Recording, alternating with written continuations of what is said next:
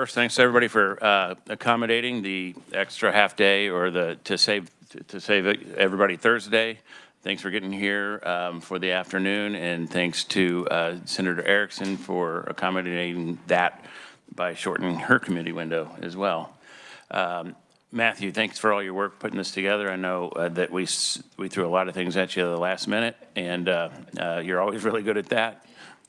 But that's part of working with me. I apologize for that. All right. This committee is to explore some possible solutions. First of all, uncover some issues on affordable and attainable housing, and then hopefully find some possible solutions. It was brought to us by Representative Howell and Howerton. And we went ahead and submitted that last year, and it was approved. And so we'll go ahead and get going on that. So I'm gonna lean on them kind of heavily because this is kind of their request, and want to make sure that it's everything that they wanted it to be. So again, thanks for all being here, and we're gonna go ahead and start off with committee and staff introductions. Senator Reddy.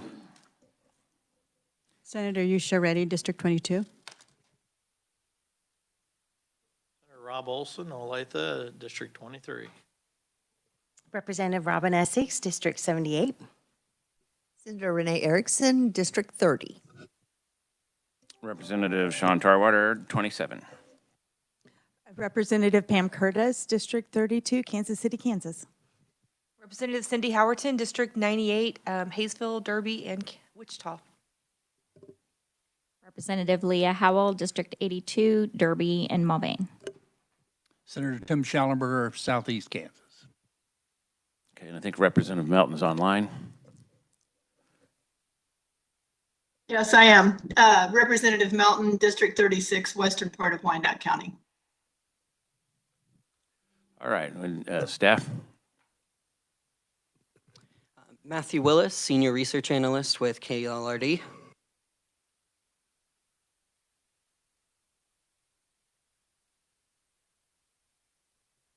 Kyle Hamilton with the Revisor's Office. Braden Humphrey with the IT. Cindy.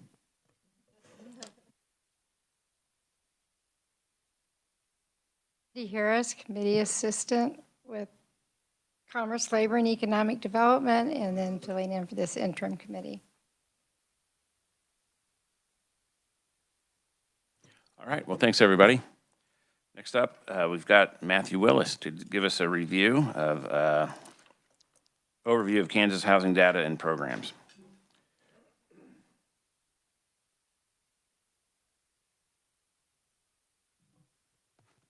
All right, good afternoon, committee. So I'll be kind of reviewing 3 documents and just attempting to provide a little bit of context and kind of set the stage a little bit before all of these conferees behind me will tell you much more useful information, I'm sure. So the first of the 3 different testimonies you should have from me is this fair market rent document.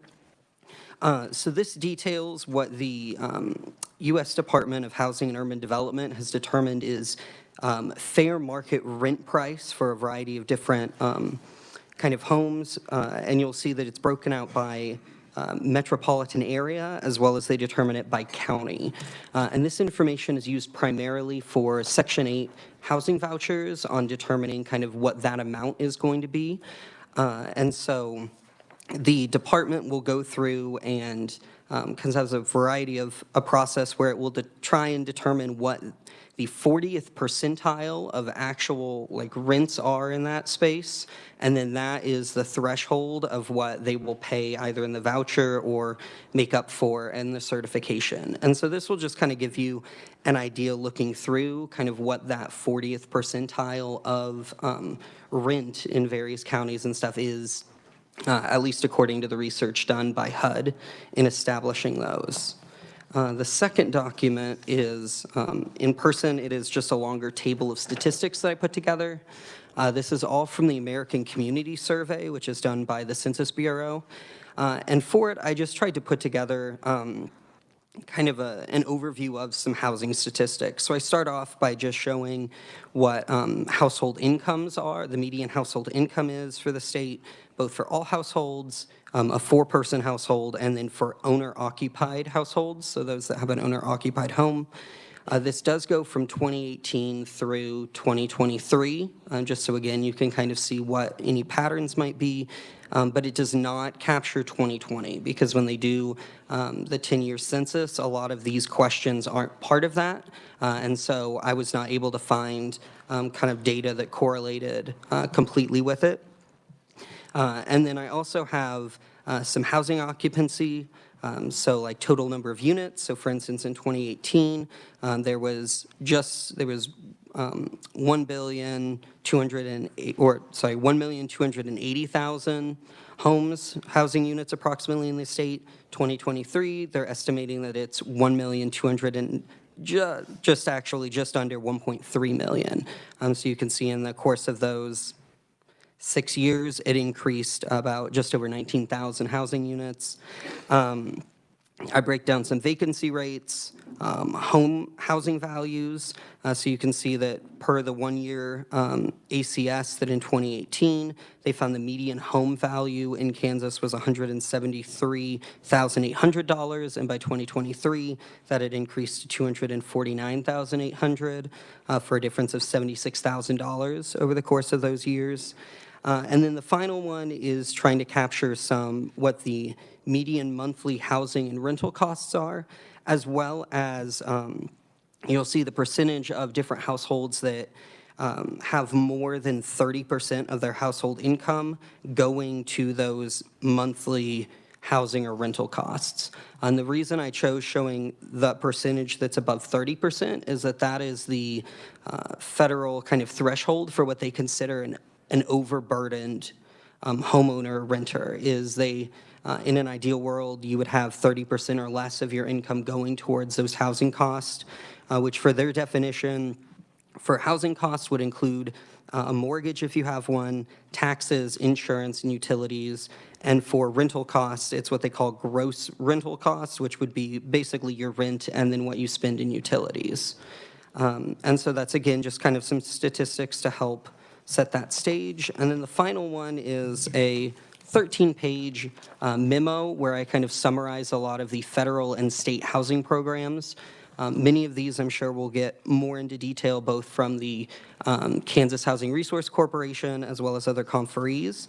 But I was going to kind of just highlight a few of them that you're probably either aware of or that tend to be discussed a little bit more, again, for kind of this overview. So the first one I'll start with is Community Development Block Grants, or CDBGs. They're federal grants, but they are administered by the Department of Commerce at the state level, and then larger municipalities or larger kind of metro areas will get their own. So like I don't know if I list them out here per se, but like Shawnee County, Topeka, Wichita, a lot of our larger communities will directly get that grant money from the feds, and so will be excluded from participating in the state programs from that. And in the memo, you can kind of see that they have annual competitive grants for water and sewer infrastructure, for childcare, sidewalks, ADA improvement, and then they have rolling kind of year-round grants, again, for water upgrades, economic development, housing rehabilitation and demolition, neighborhood development, and I kind of go into those housing-related ones a bit more in detail for the memo. Another federal one that we administer at the state level is the Home Investment Partnership Program. And so it's similar to the Community Development Block Grants. It is a block grant that is provided to the state and then is administered accordingly.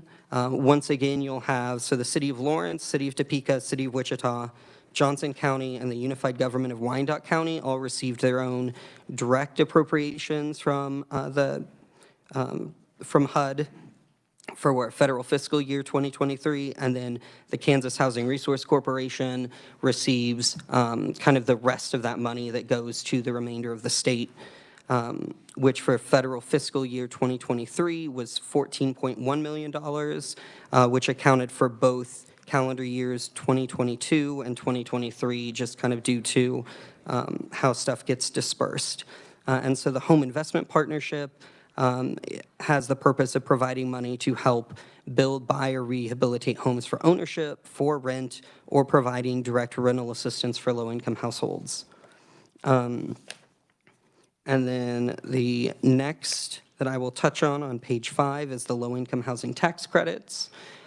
These are, once again, these are federal tax credits. You have two different varieties, one of a 9% and one of 4%, that are, certain amounts are allocated to the state. So for calendar year 2024, we had approximately $8.37 million of the 9% tax credits allocated to us. And then the Housing Resource Corporation is the one that is in charge of awarding these credits. And in the memo, you'll see that there are guidelines as far as minimums that must be awarded for rehabbing existing homes or for new construction in specific counties or kind of other requirements like that. And again, I'm sure that when the Housing Resource Corp is up here, they can better address questions or go into a bit more detail with how they utilize those to leverage home building. And then the final of the, well, not the final, next to final that I will, of the federal programs is the National Housing Trust Fund. This is just, again, money that is provided to help provide different housing. Their states are required to utilize at least 80% of this funding for rental housing and up to 10% for home ownership. And it is provided to the state. Kansas received an allocation of $3.1 million that then goes into the State Housing Trust Fund for federal fiscal year 2023, and once again is overseen by the Housing Resource Corporation. The final federal program that I'll hit upon is the weatherization assistance. This is from the U.S. Department of Energy, and it is a program where eligible low-income renters or homeowners can get assistance with helping upgrade the energy efficiency of their homes through sealing drafts or air leaks, caulking doors or windows, upgrading lighting, appliances, et cetera, just various things to try and help make their homes more energy efficient and be able to get cost savings in that capacity. Then starting on page 10 is where I get into the Kansas-specific initiatives. The state generally has kind of 5 programs that directly address or try and incentivize housing. The first one I'll talk about is the first-time homebuyers savings accounts. These were first enacted by the 2021 legislature. And if you're familiar at all with like 529 higher education accounts or ABLE accounts, it's kind of the same thing. So essentially, account holders accounts are set up, the beneficiary must meet the Act's definition of a first-time home buyer, and then individuals who contribute to that account are able to essentially write that amount they donated off on their taxes. The accounts through contributions and interest cannot exceed $50,000, and they must be spent on down payment, closing costs, fees to finance construction, elements like that to go towards purchasing or building a home. And again, the person who is benefiting from this, the beneficiary of the account, has to meet the definition of being a first-time home buyer. Additionally, the second one is the Kansas Housing Investor Tax Credit Act. The act itself states that its purpose is to bring housing investment dollars to communities that lack adequate housing. The program is administered by the Housing Resource Corporation, and the executive director is the one who determines what projects will qualify for utilizing these tax credits. In the statutes and the law itself, counties with less than 8,000 in population are eligible to have $35,000 of tax credits per residential unit. Counties with populations in excess of 25,000 are eligible for $30,000 of tax credits per unit. And counties that have more than 75,000 in population are not eligible, and the program itself cannot exceed $13 million of tax credits being provided in 1 year. And the act allows for no more than 40 residential units to be built in a qualified project per year. So there are kind of some guide rails around it. The tax credits are non-refundable, but they are allowed to be carried forward, and they may be transferred to other individuals. The third initiative I'll touch on is they're called, well, it's the Reinvestment Housing Incentive District, or RHIDs. These have been amended by the legislature several times the last few years, the most recent one being by the 2023 legislature, in which they expanded the program from being rural specific to being able to be utilized by all the counties in Kansas, though if a county exceeds if the county's population exceeds 85,000 or the city wanting to use it exceeds 60,000, they have some additional restrictions and requirements that they must follow. This program generally will allow a city or county who is establishing this district to be able to utilize special revenue bonds or other public funding to help with land acquisition, infrastructure build out, essentially try and do things to help lower the cost of building homes in this area, and are then sold to individuals. The special obligation bonds generally will then use the difference in property tax between the land prior to development and after it's been developed and sold to pay off those bonds.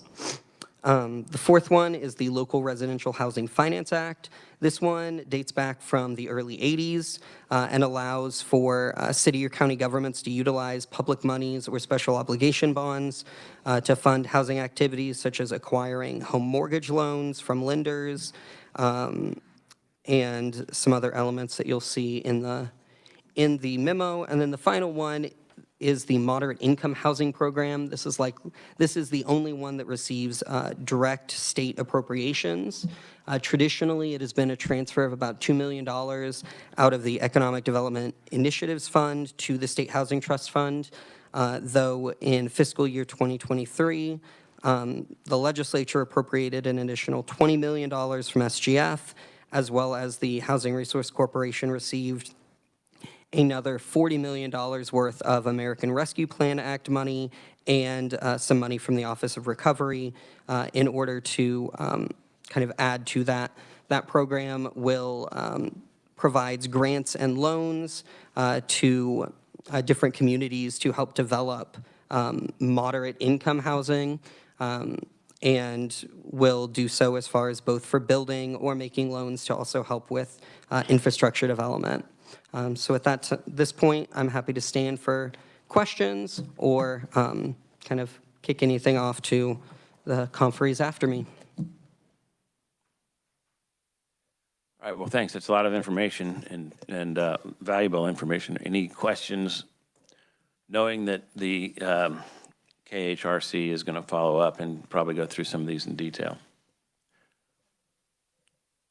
Representative Howerton. Thank you, Mr. Chair. Can you define vacant, when they're talking about the vacant houses on chart 2, what does that mean? So the American Community Survey it's all based on responses. So I can follow up and look on what the exact definition is, but my guess is that there is just a question on the survey asking about if a home is vacant, and so they probably just use that term, and then it's going to be based somewhat on whether the respondents are responding that maybe they own a property that is vacant or something like that. But I'm happy to look at the exact definition and get back to you.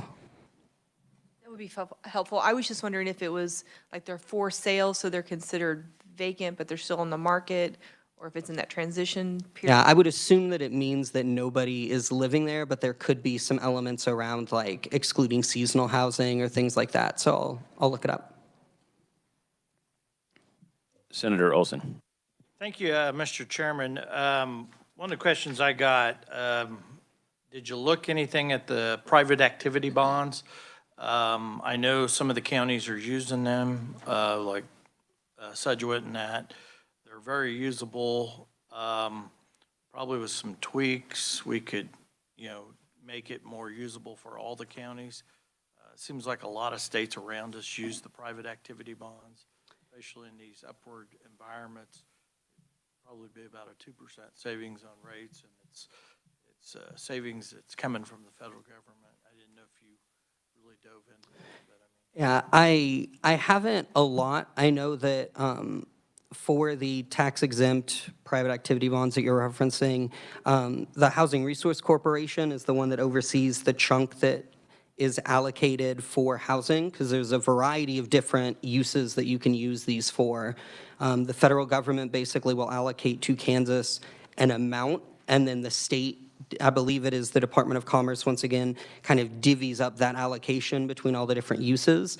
I believe right now, at least what I saw on the website, the Housing Resource Corporation kind of partners those private activity bond allocation that it has with the 4% low-income housing tax credit. But I believe they might be able to go a little bit more into kind of that discussion of them. My advice is that that's something you probably ought to look at other states doing, because they're using a lot of it for veteran, first-time responders, housing, first-time home buyers, a lot of other things.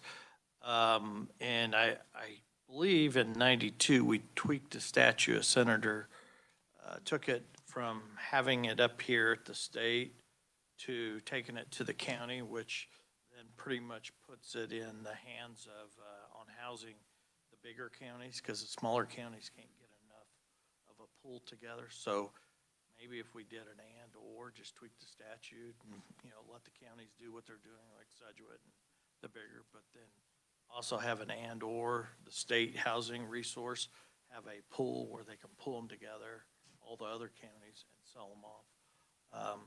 It'd be a benefit. That's just my opinion, to take a look at what other states are doing there. Thank you. Any further, Senator Reddy? Thank you, Mr. Chairman. I wanted to know, this is a lot of information. We'll probably have to, I need to review it a little bit further. But do we have an idea about, I know in Riley County they were doing housing studies. Do we have an idea what the problem, extent of the problem is for available housing in our community? And have we worked on, does this reflect some of the goals that may have been met due to the issue of housing in the state and specific to communities? So I'll allow most of the other conferees to discuss kind of where the current state of the situation is. There is, and I'd be happy to send it out to the committee, there was a statewide housing study that was done and was released in, I believe it was released in early 2021. So most of it is utilizing 2019 data, and so doesn't completely reflect some of the changes that we all saw in home values and things like that from COVID and everything else. But that is the most recent kind of comprehensive study. It does break the state up into different kind of geographic areas, and we'll kind of note a lot of that. So I'd be happy to send that out so you can review that. But otherwise, I'd let most of the conferees kind of discuss what maybe the current situation and holdups and stuff like that is. Senator Olson. Since I had a part in some of these bills, the investor credit, just so you know, when we were writing that, one of the committee members said, she come from a rural area, said, we never get any of the money down there. So we put some triggers in there to make sure, like counties under 8,000 population, there's $2.5 million set to go to them counties a year, and then counties from 8,000 to 25,000 got another 2.5, and the remainder went into the counties from 25 to 75. And so if you're in a rural area, know that, there's funding that's directed to them very small counties, and it's being used. So, yeah, I just wanted to, and there's some other triggers on the amounts, like the counties under 8,000, they get up to 35,000 for the first 100,000, and which is about 35% on that first 100,000. And if they build 200,000 house, they're only getting 35,000. If they're in counties from 8,000 to 25,000, they're getting 32% for that first 100,000. And if they're counties from 25,000 to 75, they're getting 30%. So there's some triggers in there that are really thought out. So thank you. Thanks for that. Senator Schallenberger. Schallenberger. I didn't bring my laptop, Mr. Chairman, so if somebody could get me some paper. It's pretty small on my phone. All right, so we tried to get a memo out in time that we're paperless, but we'll have somebody print those if we can. Thank you.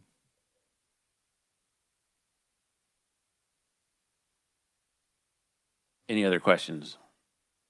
I have one quick question, sorry. On all the different grant programs, especially the last one where we've added 20 million and then we've got another 20 million or 40 million from the federal in the Commerce Department. Is there any, are those listed out when they're given? Are those listed out on our transparency website, or where do we get the information on who's been awarded those grants? The Housing Resource Corporation, I believe, will publish all of that. I know for looking at my memo that during their first 2 rounds that they'd had last year in 2023, they'd had 9.6 million that they'd awarded, and the projects that had been funded were the 48 rental units in Dodge City, 20 rental units in Independence, 20 rental units in Kingman, 9 home ownership units in Atwood, and 6 home ownership units in Cimarron. But yes, I believe that they will publish on their, if not on their website, that they do, I'd have to remember where I got it all, but should announce who all the awards are, because it is a competitive process.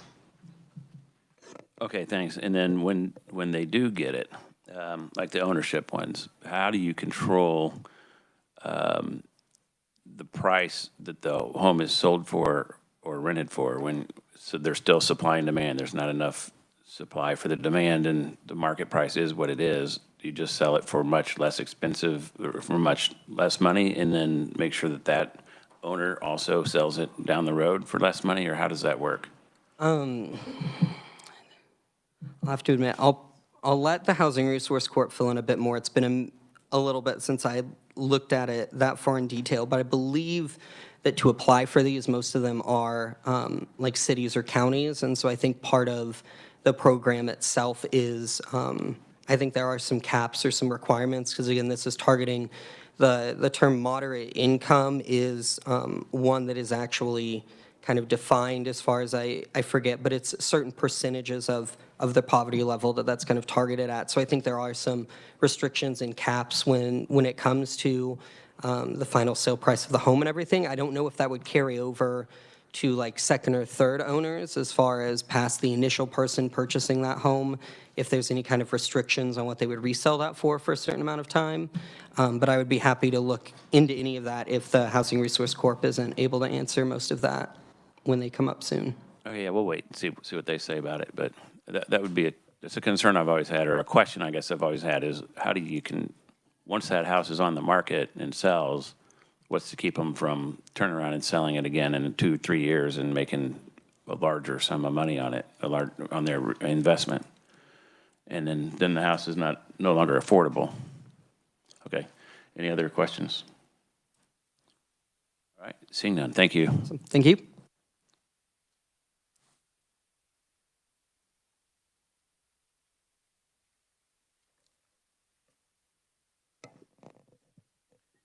Okay, Riley. Is she online? Oh, Charles, I'm sorry. I skipped right over you, sir. You're up. Charles Reimer.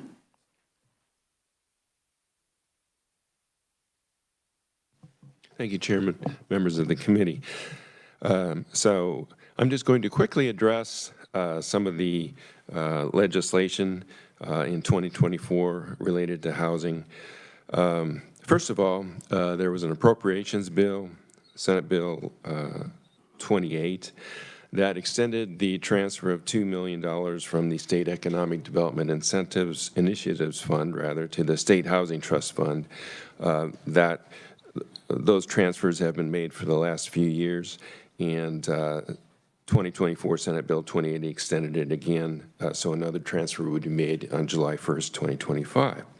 those are the funds that are to be used for purposes of loans or grants to cities or counties, those monies are used by the Kansas Housing Resources Corporation. There were some bills that were not enacted that I thought I'd just mention for the committee. One was 2024 Senate Bill 530.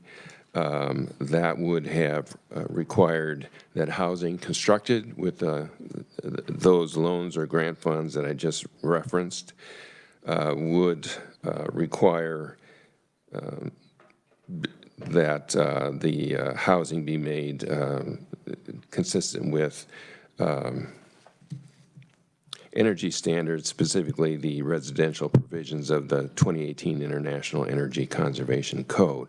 So that would have been a condition of acceptance of those funds for housing that the city or county enforce that requirement. 2024 Senate Bill 533, another bill that was not enacted but was like the previous bill in the Senate Committee on Federal and State Affairs, would have prohibited the denial of housing or other adverse actions against tenants, prospective tenants on the basis of past evictions or rental arrears. So that would have the intent there was to expand availability of housing for folks who may have had adverse actions against them. I wanted to mention some significant changes in 2023. Senate Bill 17 that passed in 2023 made some changes to the acts that Matt referenced, the Kansas Reinvestment Housing Incentive District Act, and also the Kansas Housing Investor Tax Credit Act. Those changes included expanding the scope of housing projects in certain cities with a population of 60,000 or more, expanding the scope of eligibility of a county to, instead of a county with a population of less than 80,000, a population less than 85,000, expanding costs that would be eligible for payment by proceeds of special obligation bonds, and also that bill expanded provided for transferability of tax credits under the Kansas Housing Investor Tax Credit Act. So those were some important changes that passed in 2023. Just a couple of more bills that did not get a hearing from last year. And these were in the Committee on Welfare and Reform, so I'm not sure if they really are sort of a housing kind of bill, but they do touch on that. So 2255 would have required municipalities and housing authorities to implement work requirements for public housing assistance, and 2394 would have provided for an energy assistance program and a housing assistance program for unhoused persons. And neither of those bills received a hearing or progressed out of committee. So with that, I would stand for questions. Any questions for Revisor Reimer? Senator Reddy. Thank you, Mr. Chairman. I'm not sure if you would be able to get us this information, but I would really like to know the population of each of our counties, because a lot of the bills and programs that we have reference a population to counties, and I don't know how many counties out of the 105 have even 60,000 as a population. So just for reference, I don't know who would provide that, but I would like that kind of information. Thank you. Anything else? Seeing none. Thank you. Senator Olson. Charles, when you were talking about the RHID, there was kind of two pieces there, right, that got enacted. One piece was for the 7 or 8 larger cities to build some RHID. I think Wichita might already be starting on a project. But the second part of that was in the rural areas, we did a second piece, which is what I've heard is pretty popular. You know, a lot of these older towns, they've had houses taken down. There's infrastructure there. And that was the second piece of the RHID where they can take and bundle up some lots. And I think it's a 10-year RHID to build housing. So is that what you were talking about there? Yeah, that would be part of it Throughout the too. state, not the 7 or 8 large counties, but it's all the other counties that qualify for it. Yeah, and I think one sort of overarching idea behind that bill was to expand the act to beyond just rural to other areas, yeah. Yeah, I think part of it was that there was a housing shortage in the larger communities, the starter houses, and there's, you know, there is, trust me. There's nothing under 300,000 in Johnson County hardly anymore. There's a couple, but not a handful. So I think that's what that bill was about, trying to get some development at the bottom end. And I think the other part was to use up these existing lots. And then I think the piece on the investor credit was it's a 5-year investor credit, so when you sell it, they have 5 years to use that credit. But they needed to be able to sell it again because a lot of times what happens, they sell that credit and then put the money into the house, and that's how they build it. And that's what that piece was on the investor credit. The transferability. Transfer it one more time. Yeah. Okay, thanks. Any other comments or questions? See none. Okay, thank you, sir.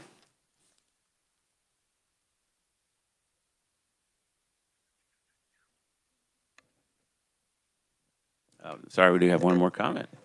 Representative Curtis.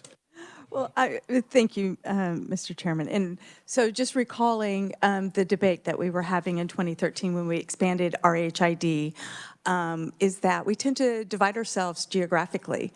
And we have some of the very common challenges, and it doesn't matter where we're at. So to me, it's important that we try to help our most economically distressed communities, and it doesn't really matter if it's rural or urban, but a lot of those incentives can apply in both areas. And so I know that was part of our discussion when we did expand in 2013 the RHID. So I just wanted to add that comment. Thank you.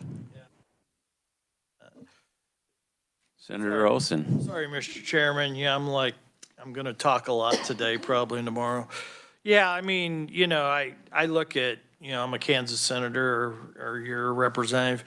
You know, I live in Olathe, there's no doubt. But I also grew up on a farm that lived in the 80s on a party line. So I lived, you know, in a community where we were the last when the power went out to get it back on. And so, you know, I'm looking for everywhere in Kansas to help. Thank you. All right, any further comments? Seeing none, moving on. Riley? Going? You got to help me with that one. I'm going to make the same pun I made last time that I testified. It's pronounced going, like I'm going to testify. Oh, great. And I'm going to reuse that, so if you see me again. So I just want to thank you all for inviting me here to testify today. My name is Riley Goen, and I'm here on behalf of Friends of Historic Preservation. We are a coalition of historic preservation advocates that includes developers, bankers, lawyers, accountants, and consultants. And one of the key things about historic preservation is that it is often used in terms of developing housing stock. So oftentimes schools and hospitals, warehouses, old factories get repurposed into new housing.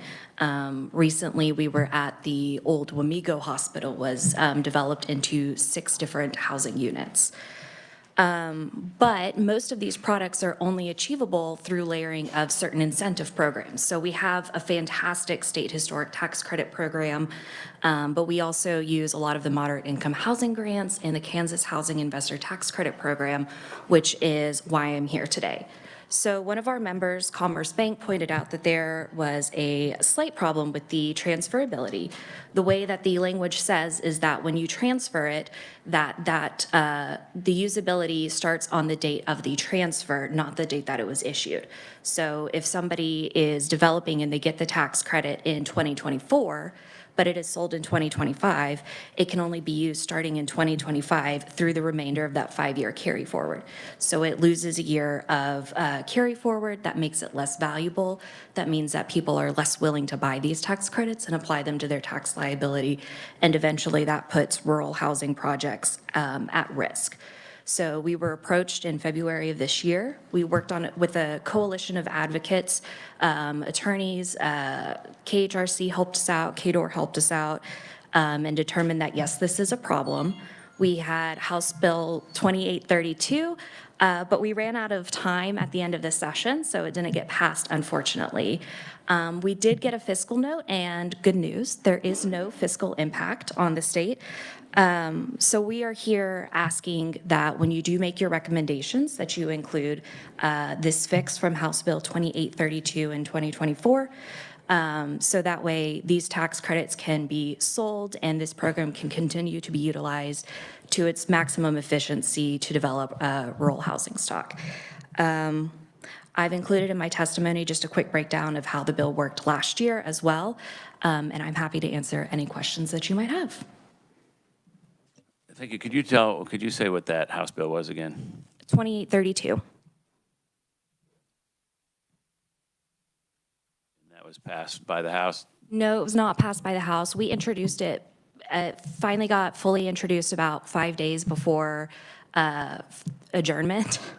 And so because of all of the tax issues that were higher priority, it just didn't get packaged in advance. So it didn't have a hearing. I did go around and educate most of the tax committee and a lot of people. There was a lot of support for it, but it was just a matter of timing at the end of the session.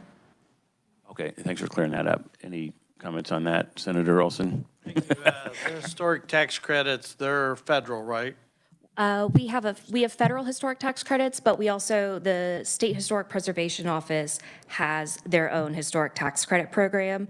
It is tiered, and unfortunately, I don't have the numbers in front of me, but there is a 40% tax credit for communities of a population of less than 9,500, and then it drops down to 35% for communities between 9,500 and 50,000, and I think it's at 25 or 30% for the rest of the state. Okay. If you don't mind, I wouldn't mind getting a copy of that. I just, Absolutely. for curiosity, if anything else. Thank you. Yeah, of course. And I'm pretty sure too that when the Housing Investor Tax Credit Program Act was originally written in 2022, a lot of it was modeled off of the Historic Preservation Program. So Matt, would you be able to get a copy of that statute to the committee, please? Thanks. And then, Riley, did you say earlier that this tax credit program could be used for rehabbing houses in those areas? Mm-hmm. Most of the developers that we work with when they are working, especially in rural communities, the projects wouldn't be pencil ready without layering multiple programs. So they get the federal housing or the federal historic tax credits, they get the state historic tax credits, they get the housing investor tax credits. That helps with, purchase prices, loans, but also just the cost of getting people out into rural communities to, swing a hammer and build the physical, do the rehabilitation work. So just to follow up on that, when you add all those tax credits together, what does it add up to when you layer them? I don't have that information right now, but I can work with some of our developers to see how particular they layer those. And I believe that Kansas Housing Resources might have some of that information, but I will share that with the committee. They're up next, so we can ask them. Any other questions?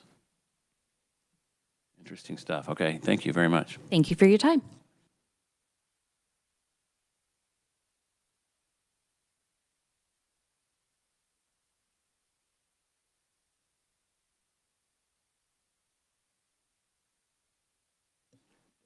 Aaron Beckerman, are you here?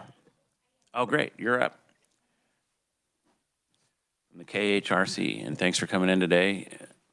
Short notice and substitute, but I'm counting on you.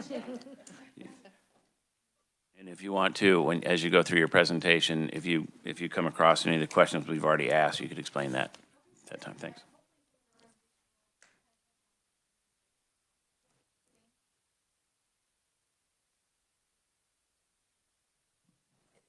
Now it's on. All right. Well, thank you, committee, for having us here today. My name is Erin Beckerman. I'm general counsel at Kansas Housing. Normally, you're probably used to seeing Ryan Vincent, our executive director, over here, but unfortunately, he is not able to be here today. He does send his best, and he is excited for you all to kind of hear about what's going on over at KHRC. So I am going to... There we go. Before I kind of dive into kind of a program update, I did just want to give kind of an overview of KHRC, kind of who we are and how we work. We are a self-supporting nonprofit public corporation. We administer federal and state housing resources as well as some community programs for the state. Our mission is to help Kansans access the safe, affordable housing and with the dignity they deserve. We work with a variety of partners across the state, cities and counties, lenders, builders, developers, nonprofit organizations, all in the furtherance of that mission. We were formed by statute as a subsidiary corporation of the Kansas Development Finance Authority. We share a board of directors with KDFA, and that board is appointed by the governor and approved by the Senate. KHRC serves as the state's housing finance agency. Each state has their own housing finance agency, and the vast majority of states have a similar structure. The finance agency is a kind of an independent agency with a board approved by the governor and confirmed by the state Senate.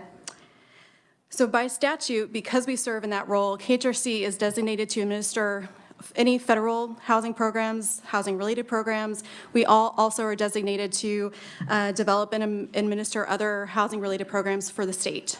And in our role as the housing finance agency, we kind of become the central point for housing in the state, and that serves a lot of purposes. We are able to leverage both federal and state resources because we're administering both. We are able to really ensure that there's a consistent allocation process across the state and that we're serving every community's housing needs. And again, that we're making sure that we're reaching everybody. Everybody's aware of the resources and that we're kind of implementing a good, consistent allocation process for those resources. We regularly present over here at the Capitol. We have several reporting obligations for the state resources we administer. We also have significant oversight by the federal government with the federal agencies that we work with. Our annual reports, our audited financial statements, all of our program information, including award recipients, is all available on our website. I know that was a question earlier, but that is all publicly available. We make announcements every time we have an award round or allocation round. So turning to kind of the specific programs that we administer, I'm obviously going to focus on the housing development resources and some of the state resources that passed in the last couple of years. But again, just kind of giving you a broad overview of what KHRC does, we administer a variety of federal programs as well that I want to just touch on. We administer emergency solutions grants that flow through HUD that address individuals experiencing homelessness or at risk of homelessness. We administer community service block grants that go to local community action agencies to address the conditions of poverty in those communities. That flows through the Department of Health and Human Services. I think Matthew mentioned this earlier, but we also have a weatherization assistance program that is funded through the Department of Energy as well as the Health and Human Services, a federal program. We work with local agencies to provide energy efficiency measures for low-income homeowners. And then we have some homeownership programs. One of our most popular is the first-time homebuyer program that is funded through HUD and provides down payment assistance to low-income homeowners or new homeowners in primarily rural areas. And then we also have a really robust compliance team at KHRC. Given all the federal and state resources, we take it really serious that we are a steward of these federal and state funds.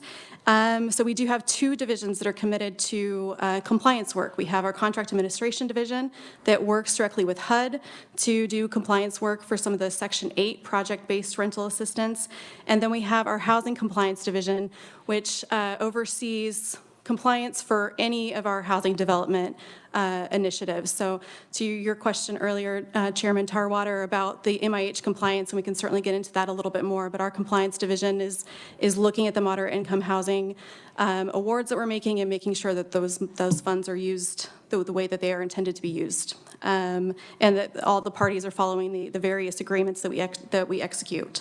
So that's the important part of KHRC.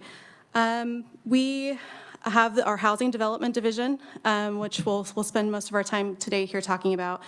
Just for context, historically, that housing development division has primarily allocated federal resources. That's going to be the federal low-income housing tax credit program, as well as some HUD resources like the home and housing trust fund money that goes towards housing development. Beginning in 2012, we did start receiving $2 million for the moderate income housing program that Matthew mentioned earlier.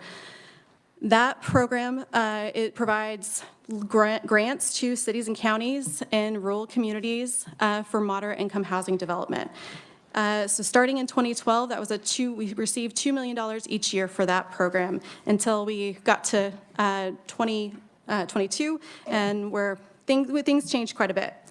But before we get into some of that specific legislation, I did want to touch on the housing needs assessment. So I'm going to step back a little bit and kind of set the stage. I know we've all talked about this a little bit earlier today, but it's a great resource. It was completed in 2021.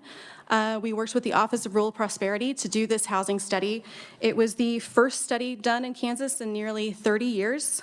We did listening sessions across the state, gathered a lot of data, surveyed a lot of different respondents, and released the study in December of 2021. There are links in the PowerPoint materials to that study on our website. There is an executive summary that's a really good broad overview of the study, kind of how it worked and what the findings were. There is a lot of good regional data too, so I encourage you, if you're kind of curious about your own community, to use that study to kind of drill down and see what that regional data showed. And then the study did identify several goals and strategies to address Kansas's housing needs, and we'll look at those here in this next slide. I know that's really small, so I will just kind of summarize briefly. These are kind of the main goals that were identified in that housing needs study that have kind of guided us since the end of 2021 and how we're addressing the needs of Kansans. The major overarching goal was the need to increase our housing stock, specifically to increase our housing for our middle-income families and households. So that was a main goal that came out of that housing study. The study also identified some other goals, though.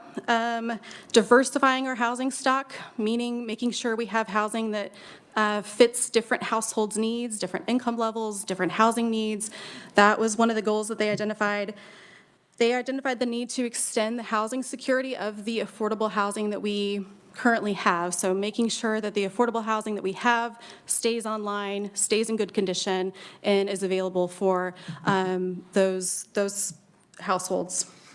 They have identified the need to invest in older housing stock, including vacant units or units that are offline, to your question earlier.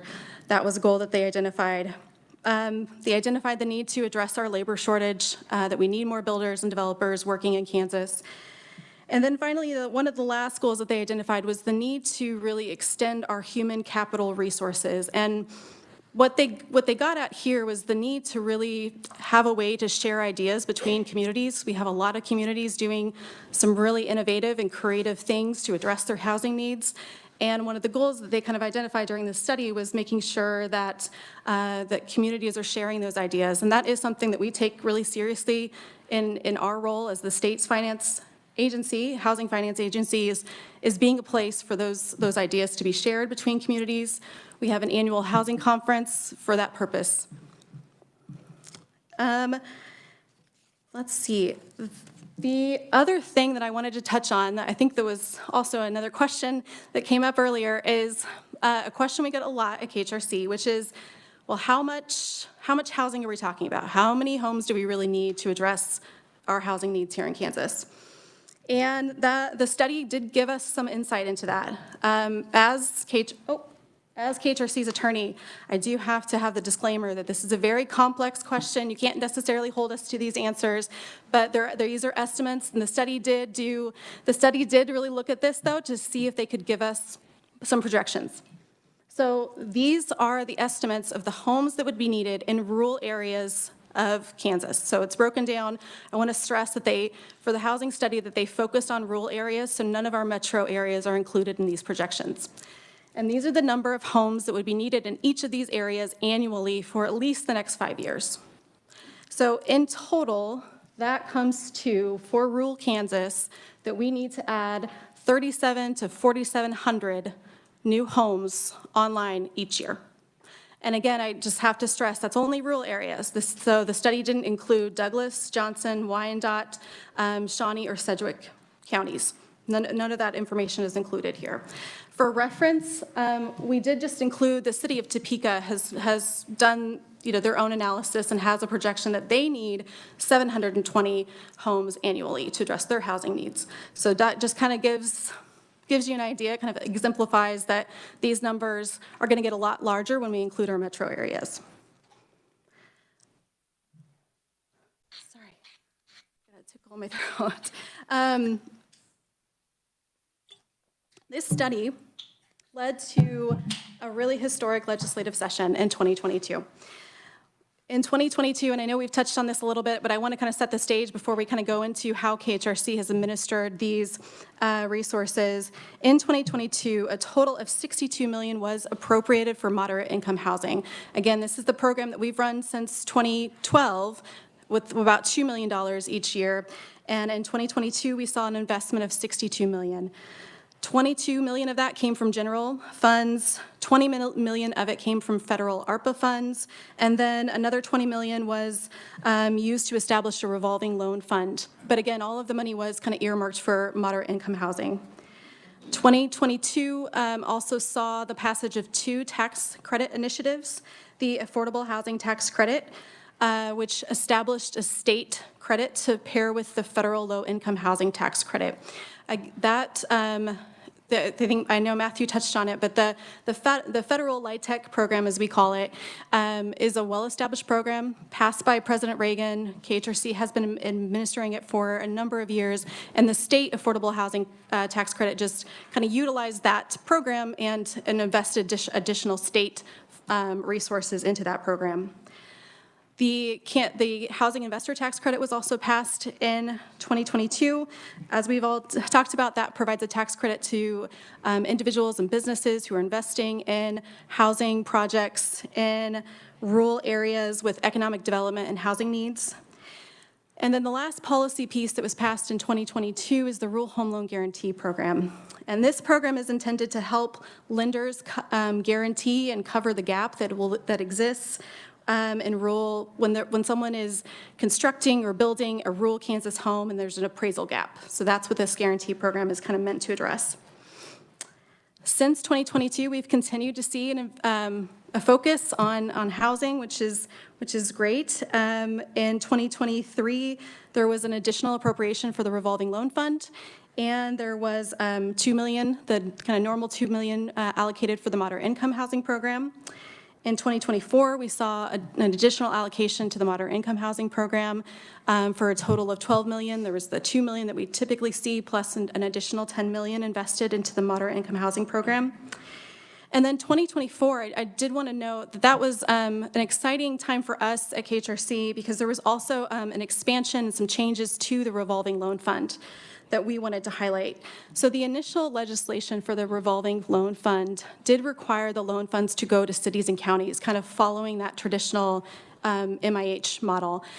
And we made the funds available. We typically issue like notices of funding availability or RFPs. We did that for revolving loan fund and included that in one of our RFPs. And we didn't get any takers, which surprised us because we had heard that there was a lot of interest in that program. So we went to and started talking to potential applicants, and what we heard from the cities and counties was that they were concerned, given some of the restrictions that are on cities and counties under the cash basis and the budget laws, they were finding it really difficult to utilize the revolving loan funds. So we shared those concerns with the administration, and we worked on some legislative changes to the revolving loan fund that just passed this last session, which we were really excited about.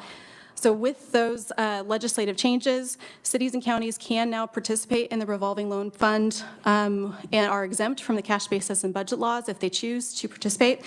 And then also the revolving loan fund was expanded out to also allow for-profit and not-for-profit builders and developers to apply for funds under the revolving loan fund, as well as nonprofit organizations that focus on housing development. One of the other changes that kind of came about with the revolving loan fund as well during 2023 and 2024 is that some of the funds are now open and available to metro counties as well as rural. So that is kind of where we stood here at with all of these new housing resources. So I'll kind of get into where we are now. And so starting with the moderate income housing program, I mentioned, there was 22 million allocated in 2022 for the traditional MIH program. 100% of those funds are awarded, and about 75%, if not more now, this slide is a little outdated, are well underway in construction. The 20 million in MIH ARPA has also been fully awarded, and the vast majority of those projects are well under construction as well. For the 12 million that was awarded to the moderate income housing program here in 2024, KHRC just recently opened a round for that. So some of those funds, about 6 million, will be available this round, and we applications are due this Friday, actually. So this Friday, we'll have some applications to review. From what we've heard so far from applicants, we expect that there'll be about 64 new projects coming in and looking for funding. So it really is a testament to the popularity of that program. It continues to grow. We continue to see it oversubscribed, and we continue to see a really strong interest in moderate income housing. I mentioned that the revolving loan fund, which will also be focused on moderate income housing, we've had legislative changes this past session, and we have rolled out that new program, kind of expanding the eligible applicants, and we've seen a really, really great demand. Since those changes went into effect here in July, we rolled out the new program. We have been able to award over $3 million in revolving loan funds. We have several applications pending for that fund, and we are accepting applications on a rolling basis for that. So we continue to see a very strong interest there.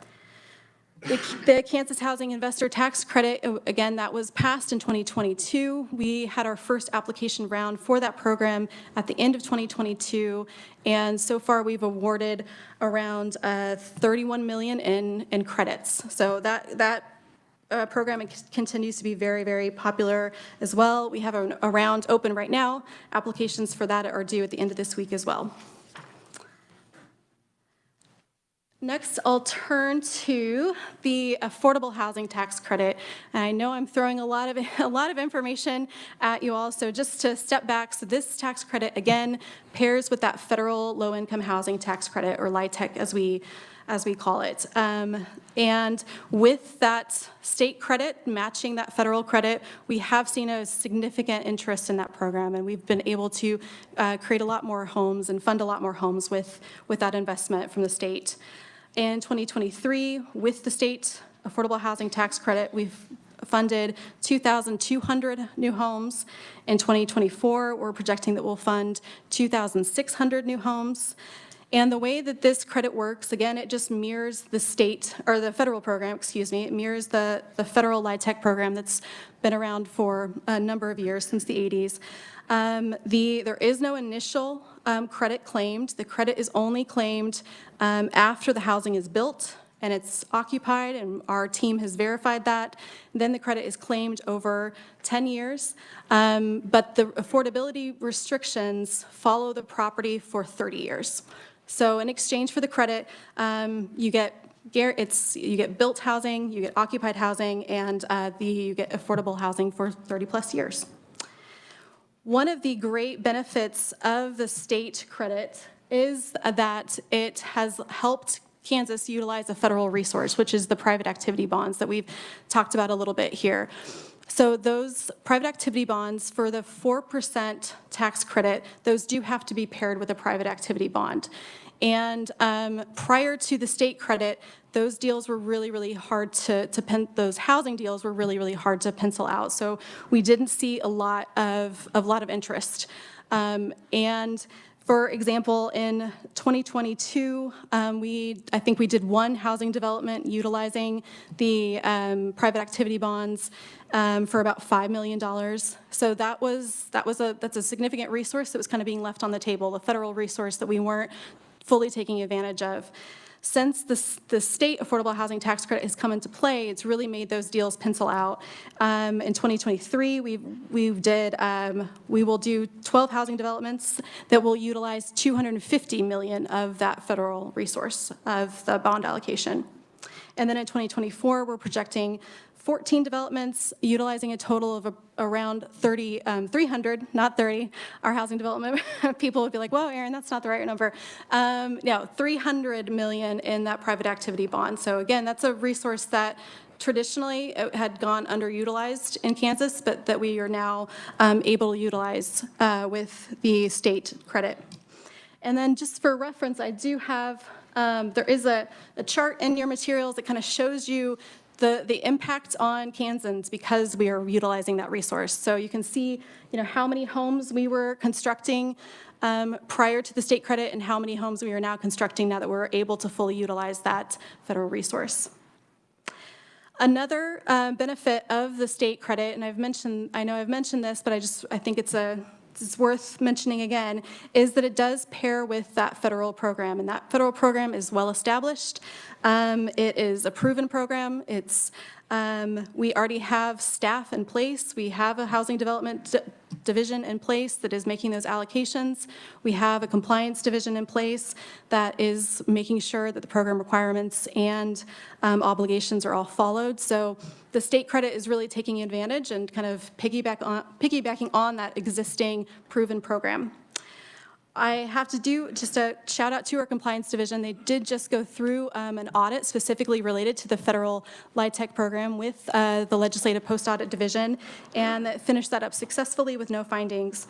And all of our compliance folks do work really hard to ensure that these developments are well maintained, that the affordability restrictions are followed for the full 30 years, and that the Kansans that are living in these homes are getting safe, quality places to call home.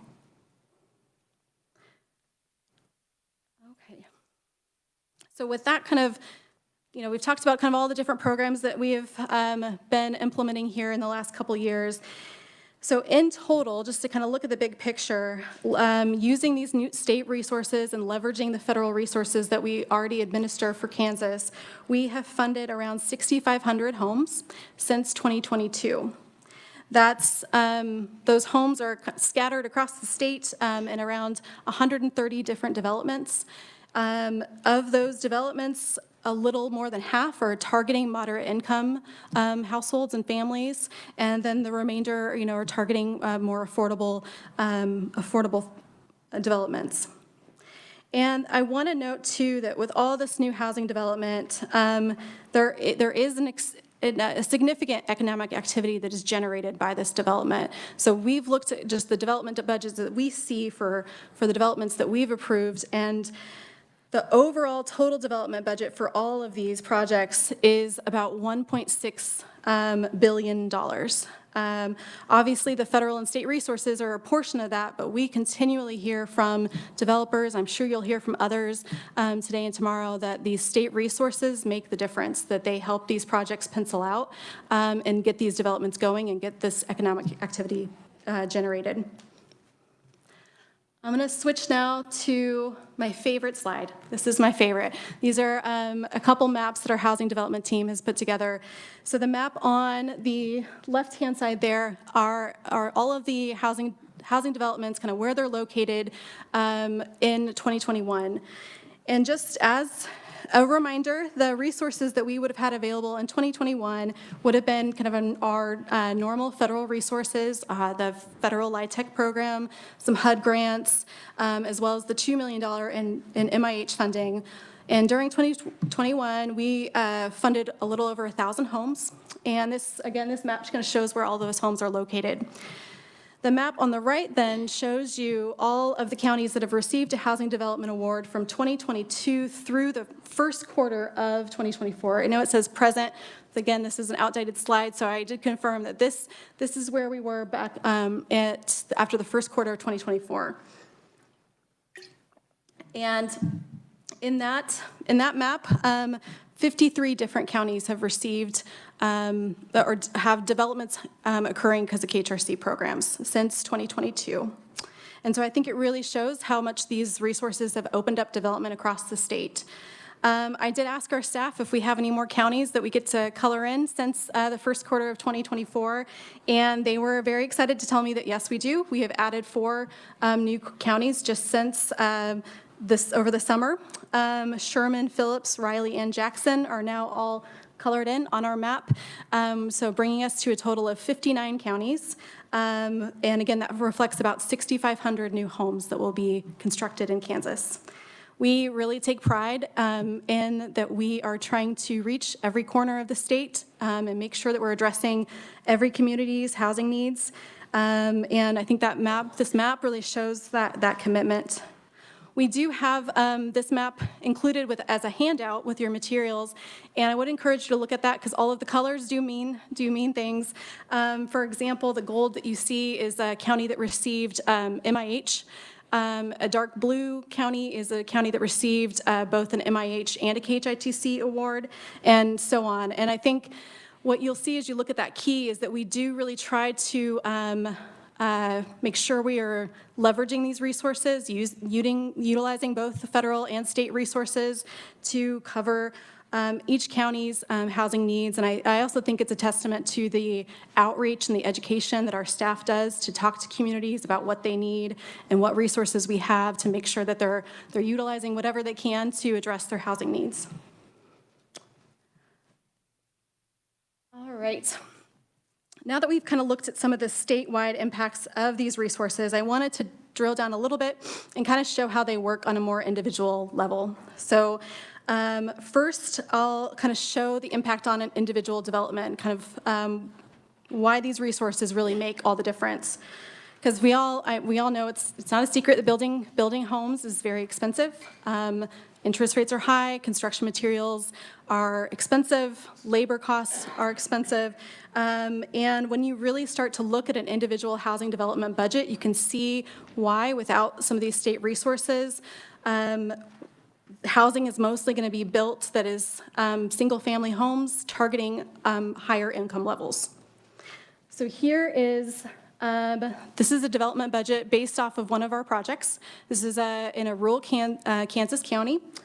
It is a rental development of 4 buildings with about 50 units or homes.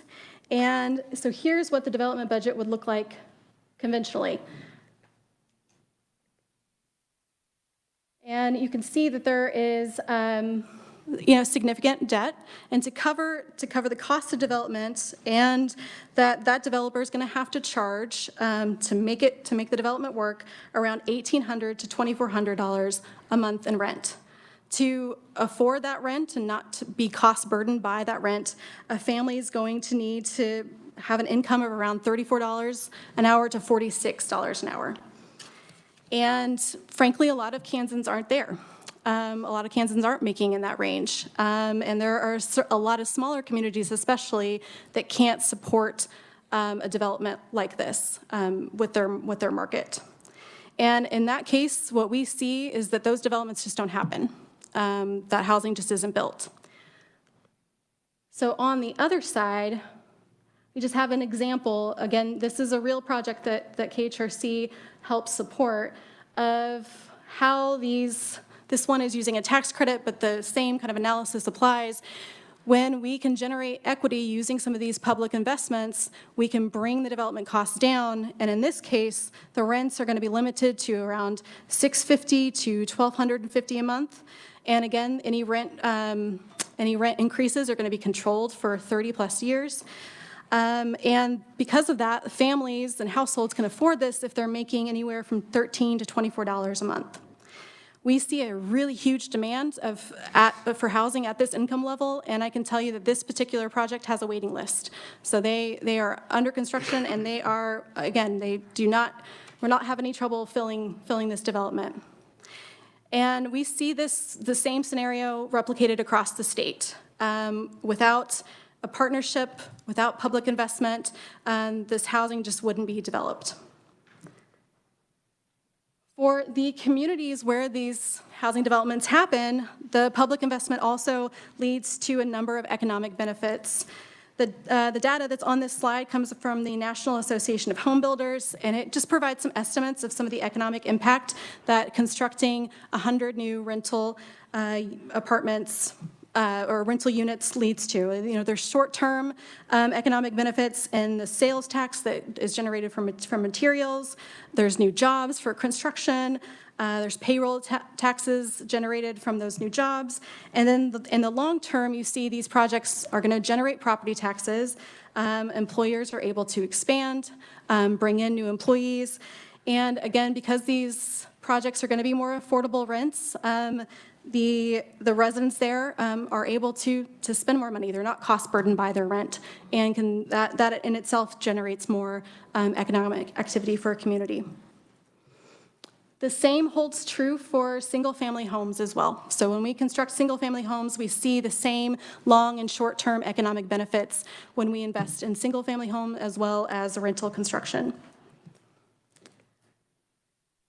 Here on this side, I just wanted to highlight a couple examples of some projects that we worked on in the last couple years.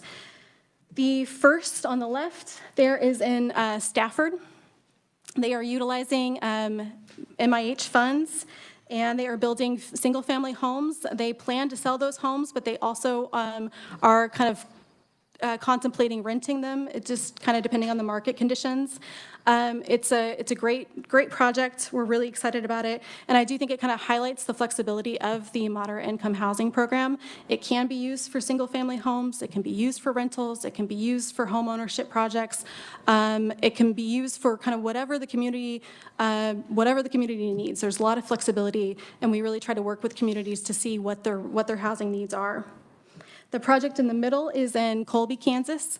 It is utilizing the affordable housing tax credits, and it is a rental project. It's going to be, I think, 9 duplexes, so about 18 homes in Colby. And then finally, the last project is in Wamego. They received moderate income housing funds as well. They are taking an existing hospital and converting it into apartments. I just think it's a very cool project. It's a good example of communities, repurposing spaces to meet their housing needs, and again, kind of a testament to some of the flexibility and the creativity that the MIH program allows for communities. Zooming out just a bit, I wanted to put some of these resources in context nationally. This first map here shows the states that have a state affordable housing tax credit that pairs with the federal low-income housing tax credit. So all of the states in blue have an existing state LIHTC program. The 2 in light blue have proposed legislation. So again, the majority of states do have a state affordable housing tax credit that pairs with that LIHTC, that federal LIHTC program. And then this map here is the states that have a state-funded housing development program similar to our MIH program. And I think these maps are helpful because they do show that the vast majority of states have a state LIHTC program as well as state-funded housing developments, including all of our neighbors. And because of that, the state affordable housing tax credit and the other housing investments that have been made have really helped Kansas become a little bit more competitive when we want to attract builders and developers and contractors to Kansas. We are already seeing that just since 2022. We're seeing new builders and developers come to Kansas, get involved in Kansas. We've also seen, which I have found really cool, is some homegrown developers. We've seen contractors that are now getting into development because of these new resources. We've seen developers that maybe typically do market rate projects in more metro areas go to smaller communities and start utilizing these resources and support some of our rural communities and their housing needs. So all of that's kind of new developments that we've seen since the passage of these state investments. Really quick, that's with that, I know I'm going fast, but that's kind of an update of where we are with a lot of the state resources. But I did want to give you just a quick update on what we have kind of on the horizon. One program I wanted to make you aware of is the Section 811 program. So this is a HUD program. The KHRC applied for and received $8 million in grant funds from HUD to administer this program for the state. We'll be working in collaboration with KDADS and KDHE, and the program will support Kansans with disabilities by providing rental assistance and supportive services for those individuals. So that's an exciting program that we'll be getting up and running here in the coming months. Just wanted to mention kind of our upcoming funding rounds. So I mentioned already, but the revolving loan funds are open. We're going to keep those open on a rolling basis, so we'll just be continually accepting applications for those funds. The MIH and KHITC, we have a round open right now that will close on Friday. We'll do another round in the spring. And then the Affordable Housing Tax Credit program that follows the timeline for the federal LIHTC program. And so the next applications for that program will be due in January and February. Another federal program that we have been working on that I wanted to make you aware of is Home ARP. So this is a federal funds that were provided to KHRC through the American Rescue Plan Act. And we have evaluated some of the applications. We have made awards to a variety of projects across the state. And those projects are going to be providing housing and housing-related services to some of our most vulnerable populations, including those experiencing homelessness or domestic violence. So that's an exciting program that we have. We're really thrilled that we get to administer that federal resource on behalf of the state, and those projects will be getting started in the coming months.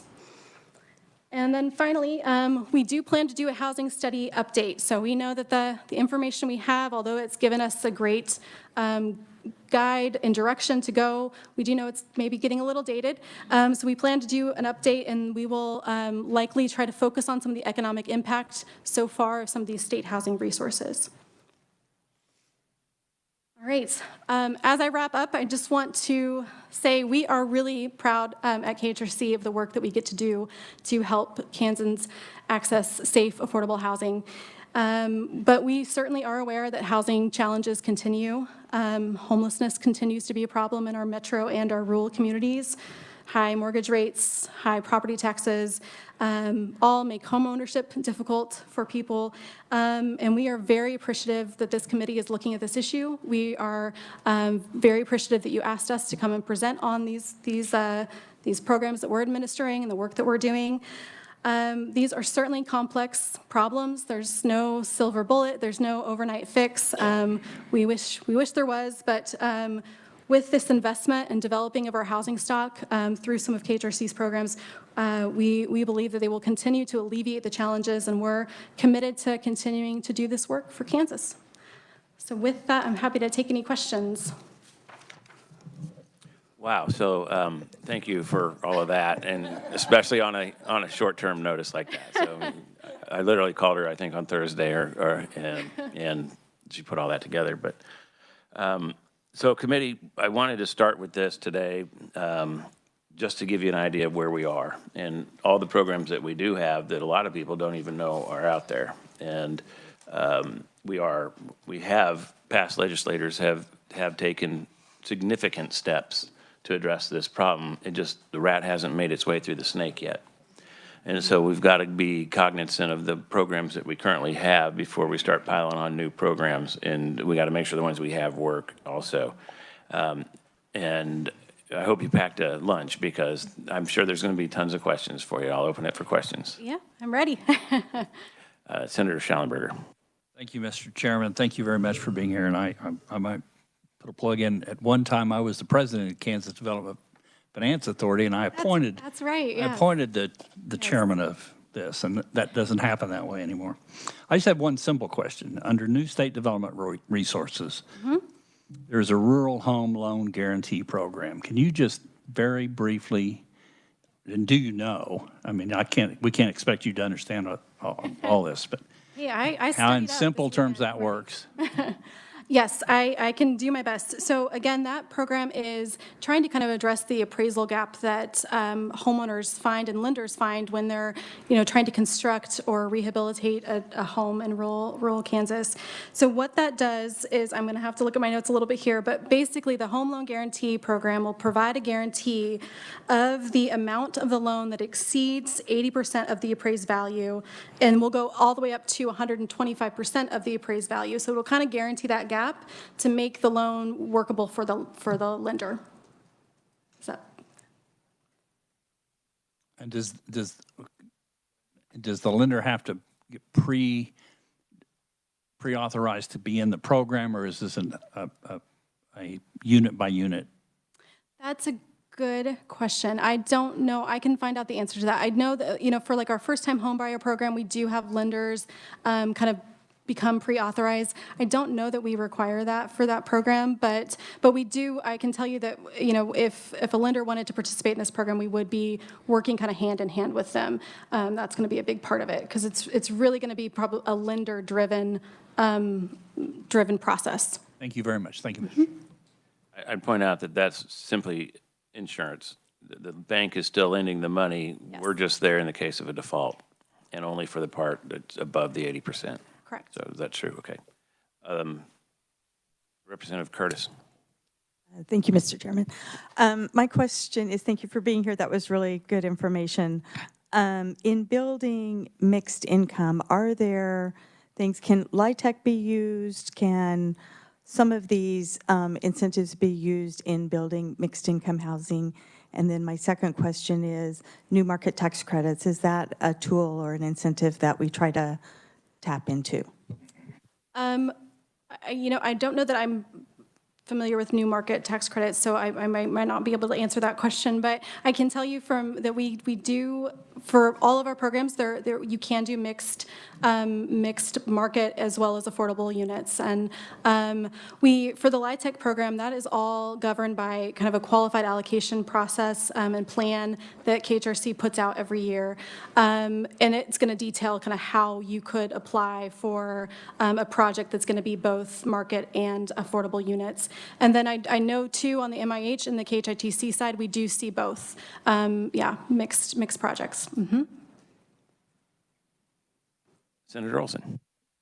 Thank you, Mr. Chair. The MIH, I think prior to 22, we were putting that $2 million in, and that's all. I think Governor Brownback kind of brought that from his days up at the federal level and put that in place. And I think it worked really good, but, we had such a shortage, and this just didn't happen overnight. This happened over 50 years of really not investing. And so the group at the time, we put a lot of money over there to really ramp it up. The map looks incredible. And we put a couple other programs, the state LIHTCs. There's a group that come in. I worked with them to help build that I think they said it was 30 states or a lot of states that were doing it. It looked really good. And I'm really encouraged by the private activity bonds, being able to marry them, because we were just leaving that resource and it was going back to the feds and getting used in other states. So that's pretty incredible. On the loan program, I think that come from the House side, actually. I think it might have been the appropriation chairman, and there's situations out in western Kansas where you build the house and it's 20% under the appraised value of what you got in it. And that loan program, I think it's got a $10 million cap. I don't remember. It's been a few years since we did that. 2 million. Oh, 2 million, okay. We put 3 or 4 bills in there from the house that had stuff like that.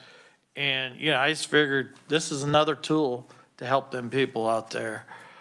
I think the investor credit has worked really good. I think I hope the body next year makes the tweak, because to make sure the people that are going to buy the credit, to make sure it works for them, because they'll pay more for that credit if it works.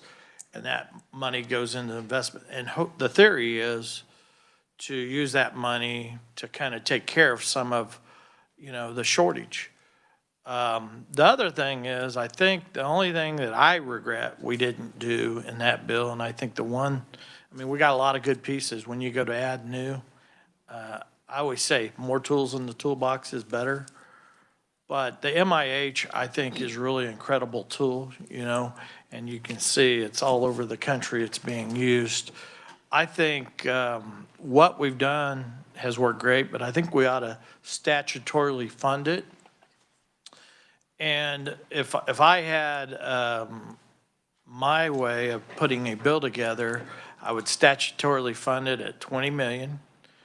And I would do what we did with the investor tax credit. And I come up with the 3 brackets. And I would come up with them 3 brackets again and put 8,000. And I'd guarantee, 2.5 or 3 million of that's going to them small counties.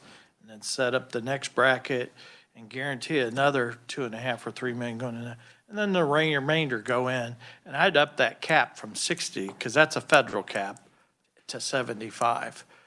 That'll give you a little more opportunity to use it. I know when we passed that in 22, a couple of things you didn't talk about.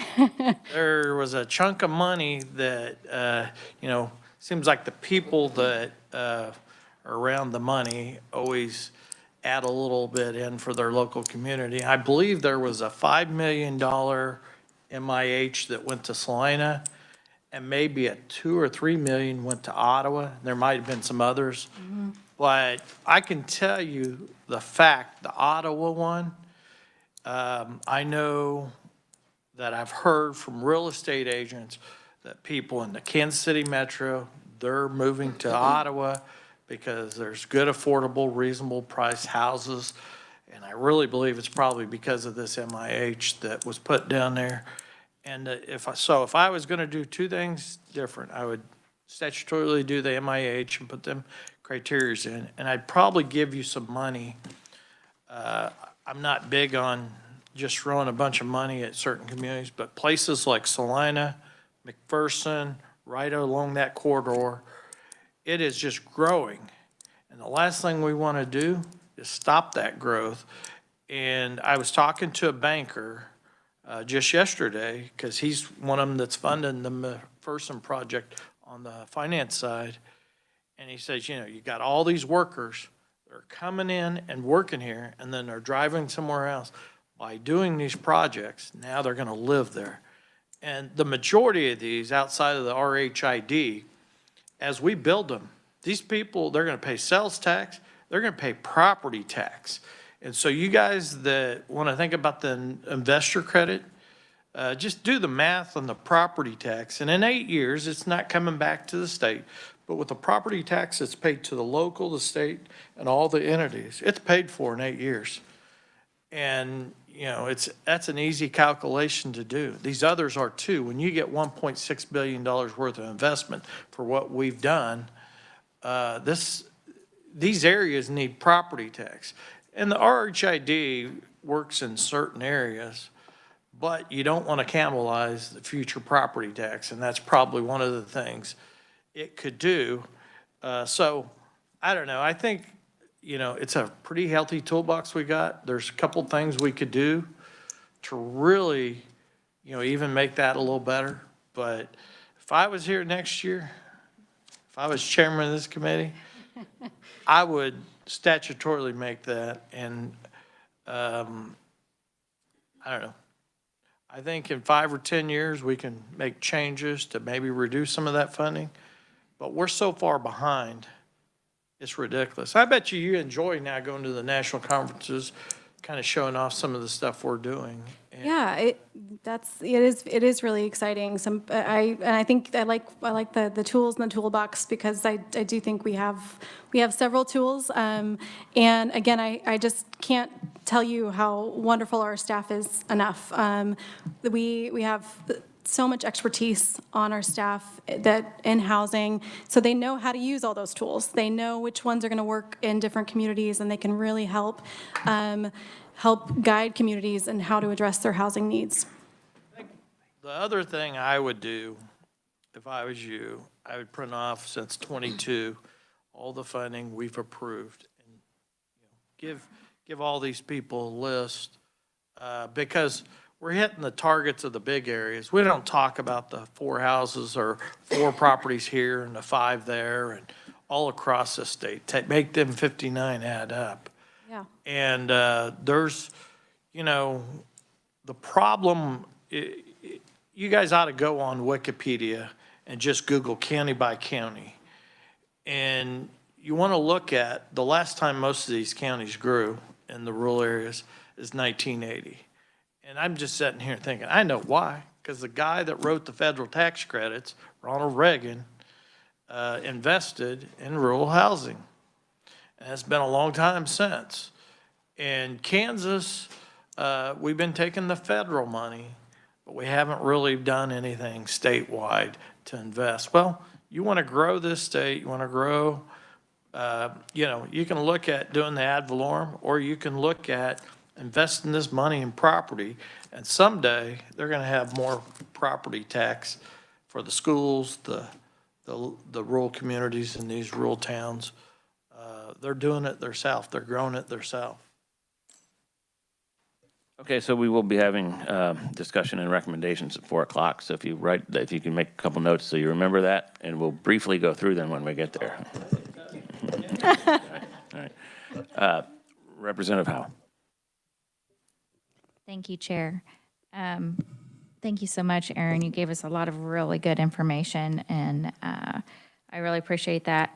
A couple of things, if I may, Chair. One is you mentioned to us with a disclaimer, which I did note, about the always gives a disclaimer. about the number of homes needed annually for our rural areas. And I did also note that there wasn't one for the urban areas or another way you could say that for our more higher populated counties. And I'm just curious why we don't have that. I think at the time that the housing study was done, it was intended to focus more on our rural communities. I think that's kind of the parameters that we set as we were doing the housing needs assessment, just to kind of get a handle on what our rural communities need. I will tell you too, a lot of some of the higher population metro areas do their own analysis. So that's certainly, I think we may have some of that data. I can certainly get that together and get whatever we have over to the committee, because I do believe some of the metro areas have done their own analysis. Like the city of Topeka, for example, estimates that they need about 720 new homes each year. So I think it was just the parameters of the study at that time, but it's something that we'll certainly can look at too as we do additional housing studies in the future.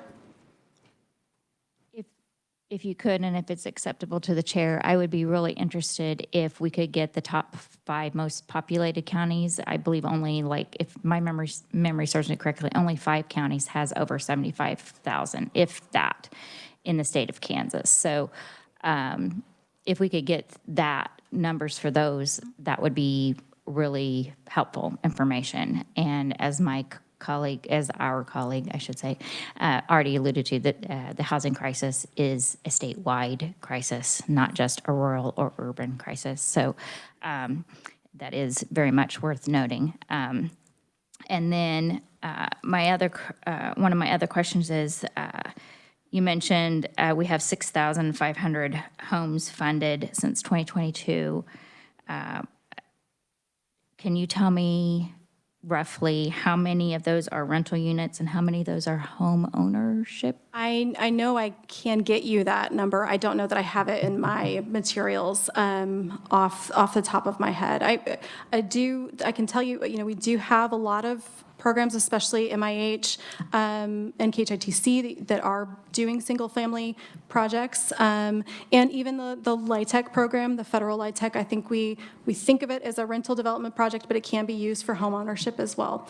But I know we have those stats. I know our housing development team could get it to us like this, so I can follow up with that as well. Then my final question, thank you so much, Chair. And when I was looking at the KHRC website, I noticed that when you look at the board of directors, there's no bio or any information really of any kind about the board of directors. And I was just wondering if it would be possible to get some further information about the board of directors, like their bio. And I would be particularly interested to know if they are Kansans, like do they reside in Kansas? And also, like, are they regionally spread out in Kansas as far as where they reside and those kinds of things? Yes, that is a great question, and I'm looking back. Our communications director is here with me. I know we have bios for all of our directors, so we can certainly get that to you. I know that they all reside in Kansas, and I know that they, and off the top of my head, I can think of where a couple live, and we are pretty regionally diverse, yes. But we can get that information over to you. Mm-hmm. Okay, so Matt, can you work with KHRC to get those 3 requests? Thank you. Representative Howerton. Thank you, Mr. Chair. So I have a couple of questions as well, if that's allowable. First, on the annual homes added, do you have a breakdown of what is needed versus homeownership versus rentals? I mean, she kind of asked the same question, but it's a different kind of take on that. Yeah. I will see what we have in the housing needs assessment. I don't know how detailed they broke that down for us, but I will see, and I will certainly follow up to see what we have from the metro areas. That's can be a little bit more difficult to get, but we'll certainly see what we've got. And then are there any programs for fixed income seniors? I mean, a senior could participate in any of these programs, and a lot of some of our LIHTC programs do specifically work with those that are 55 and older. So that's the LIHTC program would certainly be one that would fit with seniors. I do think too that we have some, KHITC and MIH projects that are targeting that market as well, because it's a huge need. And again, that was one of those needs that was identified in the housing needs assessment, that we need to diversify our housing stock and make sure it's fitting everyone's housing needs. So I think that's a real crisis in a lot of, especially my area anyway, for seniors who are on fixed incomes. Their rent is going up. They can no longer afford to live there, and they're having to move, and there's not a lot of options for them. So I appreciate that. Thank you. And then the last thing is the LIHTC. So this whole housing is new to me. So I'm in the process of learning. I'm trying to understand everything. So the LIHTC. So do you set those requirements for that? You said it matched federal, but is the Kansas program, do we change it any at all, or are they set annually, or the requirements to apply for those grants? Are they grants? It's a tax credit. Tax credit. Okay. Yes. Thank you. So the answer is is both. So the federal program, has federal regulations that are tied to it that will set some of the parameters of what the program can look like and what KHRC needs to address in the program. And then we go through our qualified allocation plan process every year. So that qualified allocation plan, it's probably almost 100 pages long, that kind of details how you apply, what you get points for, what projects should look like, and how, again, what projects will get certain points. That is updated annually. So we typically do it in the summer. We provide a draft that we then make publicly available. We accept public comments. We get a lot of comments from builders and developers and, nonprofit organizations as well about kind of talking about the housing needs and how the plan should address those housing needs. And then after we receive those comments, we finalize the draft, make any additional changes we need, and then that plan governs the following calendar year. And so that process happens every year. And for the federal LIHTC program, and now the state credit just kind of just follows along with that. Okay, so is there any distinguishing of projects that they can, like, I'm thinking for an urban area, you have all different needs within an urban area. You got homelessness, you've got low income, you've got all these different things. Is it just one project, or is it by type that the tax credit is given? So the tax credit is given to... If you already have one type, can you apply for another type? Like if you have one type of project? Or is it just based on the project itself? The credit is based on the project itself. I mean, we do have, some restrictions of about how many projects a developer can have going at one time, because we don't want a developer to be completely overstretched and then have an issue where we're not completing development. So we do have some restrictions there, but otherwise we're evaluating those individual projects. And we are looking at, they have to provide a market study. They have to kind of justify that this is the project that this community needs. And that's really for all of our programs. They're going to provide some kind of housing needs assessment or housing study to just kind of show us what the community needs and that their project is going to fit in with that need. Okay, and there is a 1.5 mile rule, is that correct? Can you expound on that a little bit? Yep. So we do have a few restrictions in the qualified allocation plan, and one of them is, I believe it's just related to 4% new construction projects. Maybe Emily knows, but there is a restriction of that we don't want to see one project right after the other if it's in 1.5 miles of a project that was previously approved in the last 2 years. So that restriction isn't there forever. It's just there for about 2 years, and it does disqualify an application. Okay. So, yes, what is the thought process? I'm thinking like urban areas, a lot of low income and even homeless stuff would be in a centralized spot because of services, because of transportation, different things like that. So for the urban areas, what would be the thinking or the understanding of that? I might have to get some insight from our housing development team about that. But I think the idea is that we are dealing with and allocating limited resources, and that there are, as everybody's mentioned, there are needs across the state, and we want to make sure that we're, allocating those fairly, and that we're not putting all the resources in, one particular area, that we're touching every community's needs. So, and again, that restriction's only there for, I believe it's 2 years, and then another development could go in, but it's just kind of about getting that new development in there, seeing if that addresses the need, and then if we do need to expand, we can obviously expand, but. I was just curious on that. Yeah, no, it's a great question. Thank you. Senator Reddy. Thank you, Mr. Chairman. Aaron, you did an outstanding job with so much information. I feel like we're going in the right direction. I think being in this meeting at least gives me more information about maybe where we were and some of the progress we're making with all of these programs. So that's, I'm optimistic about that. A few questions that I have. When we talk about diversifying housing stock, do tiny houses play a role in that? Is that something Kansas is looking into? That's a great question. I'm trying to remember if I've seen any applications for tiny homes. I off the top of my head, I don't know if that's come up yet. Again, we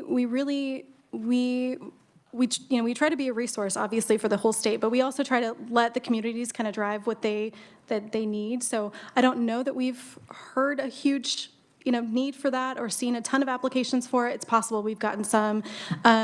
There's so many projects. I'm not sure. There could be an MIH project that's doing kind of tiny homes, but a lot of it, since we are again trying to really make sure that the community is empowered to address their housing needs. It's a community wants to do that, it's going to be kind of driven by them and whether or not they think it's what they need. It's probably also a banker and a developer decision.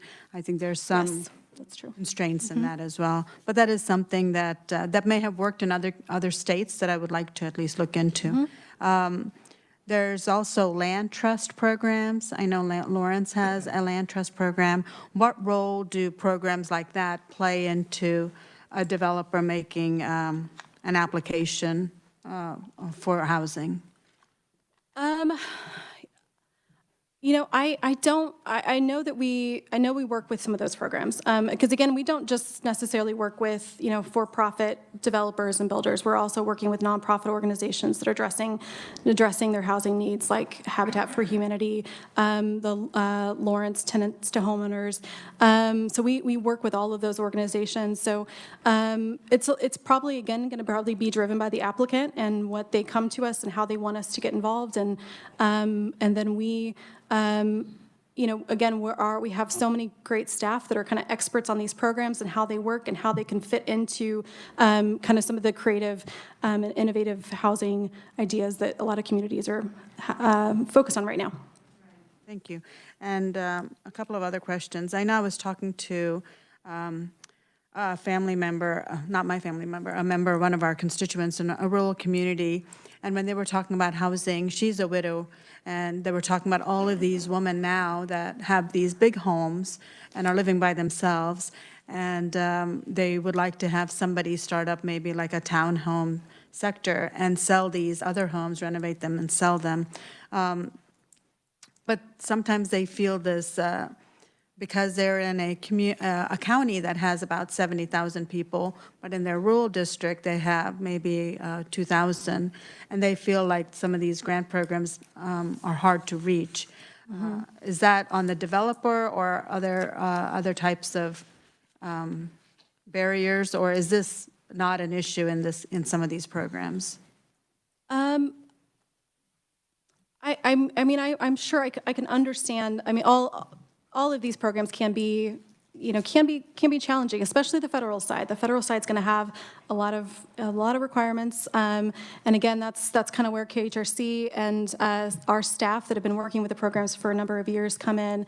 But and a lot of our programs wouldn't do like a grant to an individual, so it is going to be driven by the cities, the counties, the developers, and what housing they apply for. They're going to have to show us that it's needed and it's what the community needs, but those applications are going to flow through the city and the county and the developer. Well, that makes sense. I think it comes back to the developer each time. My last question to you, do you know or project to see any kind of impact on our homelessness, our unsheltered folks, when we talk about some of these programs that seem really wonderful, if they're having an impact in that sector as opposed to workforce or seniors and such? We do see,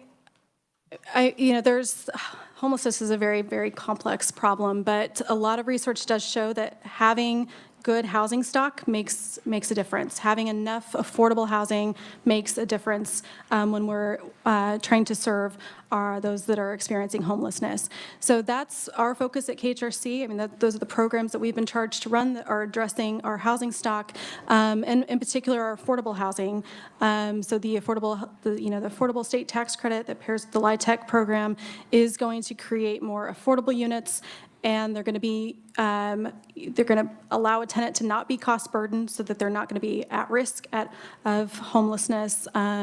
So that's kind of where we see our KHRC fitting into that puzzle, is really making sure that we're building and investing in Kansas's housing stock, and in particular our affordable housing stock. Thank you. I think I just want, maybe I'll look at it into the future as far as data points for seniors, for workforce, for young people, singles, and for homelessness. But that might be a different area and a different topic. Thank you. I really appreciate all your responses. Thank you.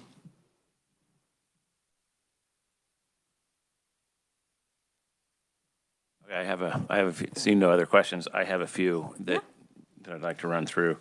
How do you suppose we got here?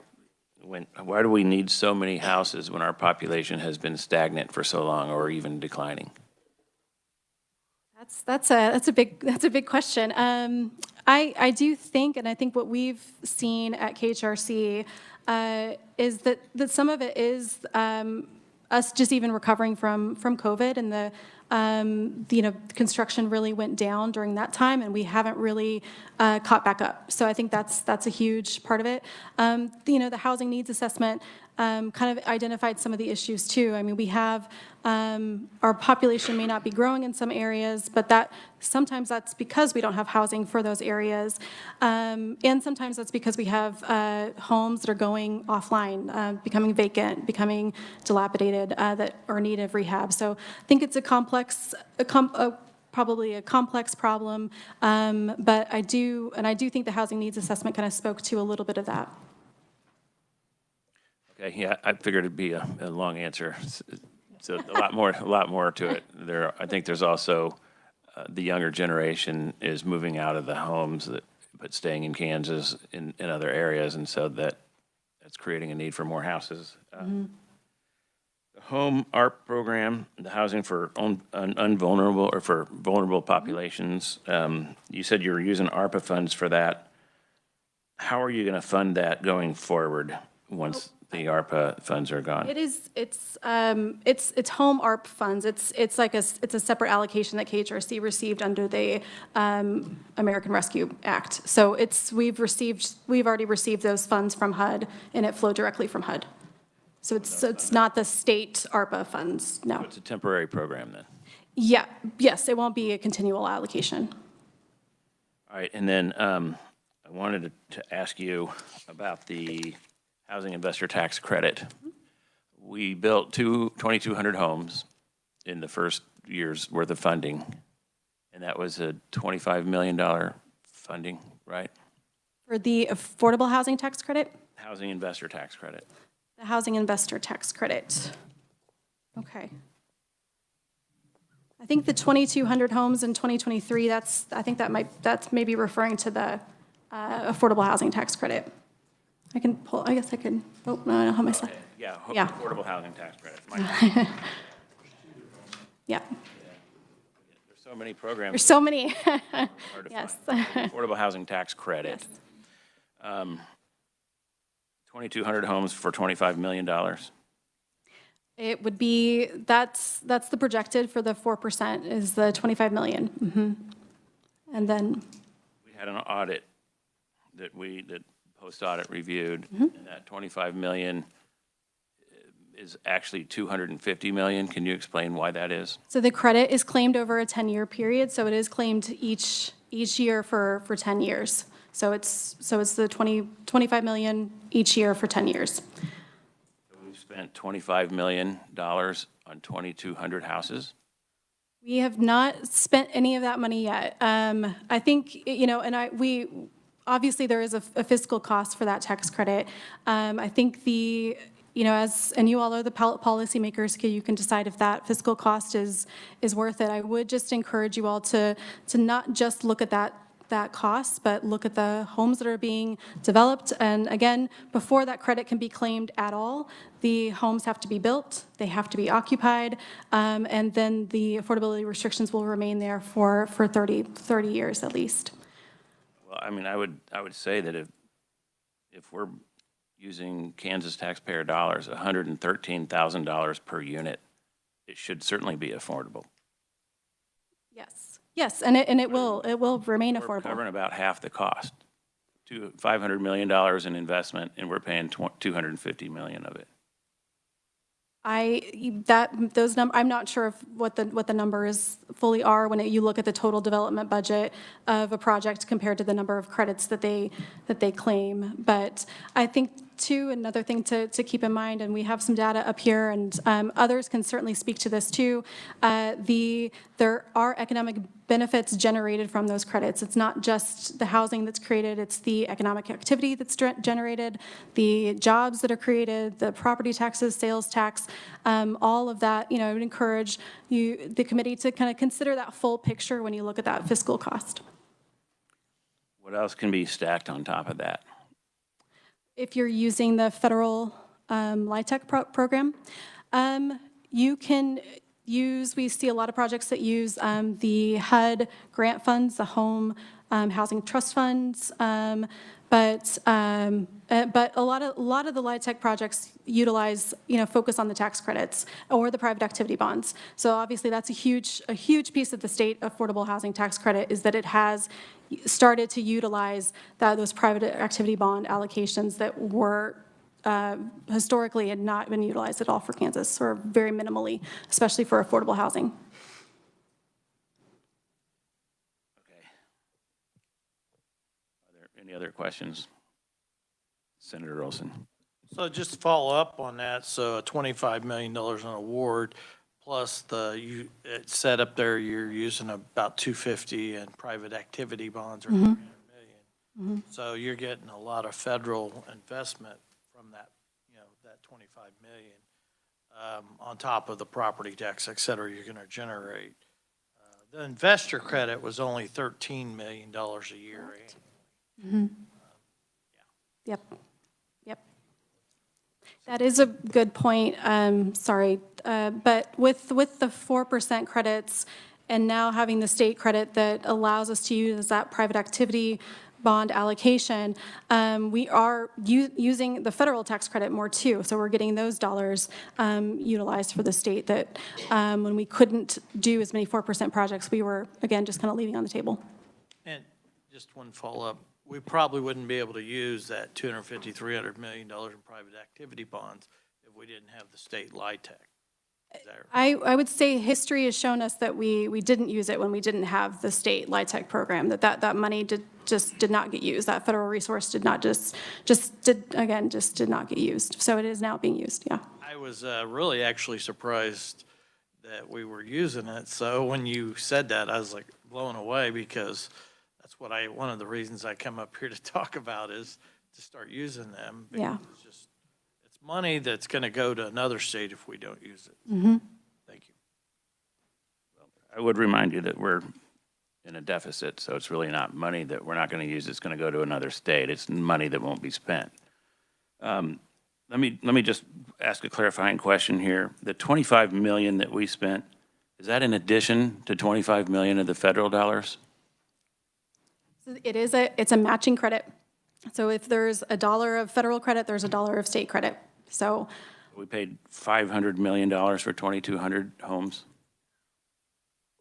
Well, I guess over 10 years. Yeah, over 10 years, yes. And it's not just necessarily the building of those homes, but it's also the maintaining the affordability of those homes for those 30 years. Okay, it's a lot of money. Senator Erickson, Vice Chair Erickson. Thank you, Mr. Chair. So that brings to my mind, because we're hearing, well, but it's going to generate property tax. And so I'd like to know the cost-benefit analysis between that type of investment and the expected economic benefit we would derive from that, and look at the return on investment. And when I hear people talk about, yeah, but we're getting federal funds, and yeah, we're getting, I just want to always keep in mind, all of that money comes from taxpayers, all of it.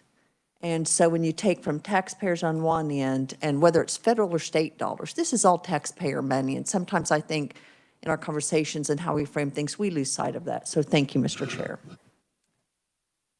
I can speak to your first Go ahead. Comment, Senator. Obviously this is a new resource, so we don't have a lot of that economic data, but I can tell you that other states have done that study of the cost-benefit analysis of the state credit compared to the dollars generated afterward in economic activity. And those studies show that the credit does pay for itself. I believe the state of Georgia did a study, and for every $1 of the state credit, they generated I want to say $3 to $4 of economic activity. So, and I think too that you all are the policymakers, and we do understand that there is a fiscal cost, but I think thinking about that question of what the cost benefit is and what economic activity is generated, and just that too, that these are projects that aren't going to be built without this investment. Thank you, Mr. Chair. And this is all fairly new to me too as well. So I'm looking at this maybe, from a broader perspective, but when I hear that, okay, for every dollar that we invest as a state, we get 3 or 4 back, the problem I see is that that goes to government coffers and never really seems to get back to the people who paid for that initial investment, which are the taxpayers. We don't see, because they coughed up the money to provide this seed money for affordable housing or these programs, then when that economic benefit is achieved, they are the ones who benefit from it. So I would like to see us discuss that. If that's actually the return on investment, we need to return it to the people who paid for this project to begin with. Thank you, Mr. Chair. Senator Reddy. Thank you, Mr. Chairman. So I know in Riley County, specifically Manhattan, Kansas, we passed a sales tax ballot where it was cut into 1/3, 1/3, 1/3. And 1/3, I think maybe not even 1/3, 10% of the revenue, sales tax revenue, was going to go to workforce housing. And we built up quite a good sum of revenue there. The problem we're having, and where this is very helpful, is there aren't any developers. Even though we have that kind of money, the cost on the developers to purchase the land, to construct it, to hire the labor, and do whatever it needs to be done, the housing cost still ends up being $300,000 on the market. And so we don't have, these types of programs help us alleviate some of that and encourage developers to invest back in our community, because it has become so cost burdensome to build a home, regardless of where it is. And I think that's where we are talking about, whether we're talking about the banking industry, the construction industry, the developer industry, whatever it might look like, they're looking for their own return on investment when they invest in those communities to build homes. As we recognize, there's a shortage of homes, of all variety of homes in our communities, but developers aren't going to invest unless they're also making some kind of a profit from these conversations. So in my opinion, and what I'm seeing around my community, it is helping our youngsters stay, and our seniors stay, and military families stay. So if we look at more information and gather that data for the state of Kansas, that would be very beneficial. But this has been proven to help within our region. I already know that just from looking at our numbers. But I understand the concern at the same time. But I haven't heard any of my constituents or throughout Kansas saying, I don't want to put my money into helping other people have homes or investing in our home care. What I hear mostly is housing and child care, where people are willing to put in a little bit more money. So we have those two key issues addressed. Thank you. All right, so we're past time, so you're done. You can be done. You can be done. And thanks so much again for thank you all for having us. Yeah. I know there'll be follow-up questions, and I can promise you that we're going to explore this pretty deeply in the first couple weeks of the Commerce Committee. And we'll give it due diligence. But anyway, thanks again for everything. Happy to share any information. Thank you. Thank you all.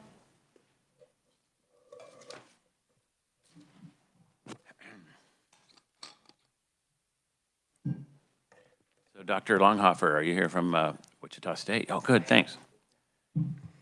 Welcome to committee. Well, thank you very much for having me here today. It's a pleasure to be here. I think I sent in some PowerPoints, so I think those are going to come up here in just a minute. For those of you who don't know me, my name is Stan Longhofer. I am a professor at Wichita State University in the Barton School of Business. I am also the founding director of the WSU Center for Real Estate, which is an outreach center that tries to do research and analysis on real estate markets across the state. And on my background, I have a PhD in economics from the University of Illinois at Urbana-Champaign. Prior to coming to Wichita State, I served as an economist with the Federal Reserve Bank of Cleveland. And part of my role at the Center for Real Estate is doing an annual housing forecast for Kansas and for the major metropolitan areas across Kansas. So I came today because I was asked, looking at the topic that we have here on affordability, make sure I came up. Did I come across there? Yes. There we go. My focus and background tends to be less on the classic affordable housing market, which is what you're really talking about there is subsidized housing for low and moderate income households. My focus in my housing forecast is on the middle market. It is on the market rate housing, especially for single-family homes. And many of you are aware, and I think part of what may have spurred some of the interest in this joint committee is the increasing challenges, not just at the affordable housing level, but what we are now calling attainable housing, which is housing for households that maybe are at 120% of median household income. So these are not low-income households, but that has become an increasing problem, not just in Kansas, but across the United States. And one way we can look at this is a measure that's put together by the National Association of Realtors called a Housing Affordability Index. And what this index does is it compares the median family income for the U.S. as a whole or for different states or communities with the income that would be needed to purchase the median-priced home. And that is calculated looking at mortgage rates. It assumes you would make a 20% down payment for that house. It assumes that you'd spend 25% of your monthly gross income on housing expenses as it relates to a mortgage calculation. And when we look at this index, it's really just a simple ratio. And so if we have an index that's at 125, that would mean that a household that earned the median income in a community could afford, it would have income that was 25% more than would be necessary to purchase that median-priced home using current mortgage rates. Does that concept make sense? So with that, moving a step forward, I wanted to show some historic figures on the National Association of Realtors Housing Affordability Index. Just for point of reference here, anytime you see those blue shaded regions in my charts, those are official dates of recessions. And the index itself goes back to the early 1980s. And part of where some of the concern has come here, if you look right recently, since the end of the pandemic, you will notice that the Housing Affordability Index was at record highs or near record highs there following the pandemic. And then since then, it has dropped dramatically. And that's been for two reasons. Number one was the sharp run-up in home prices. And number two was a sharp increase in mortgage rates.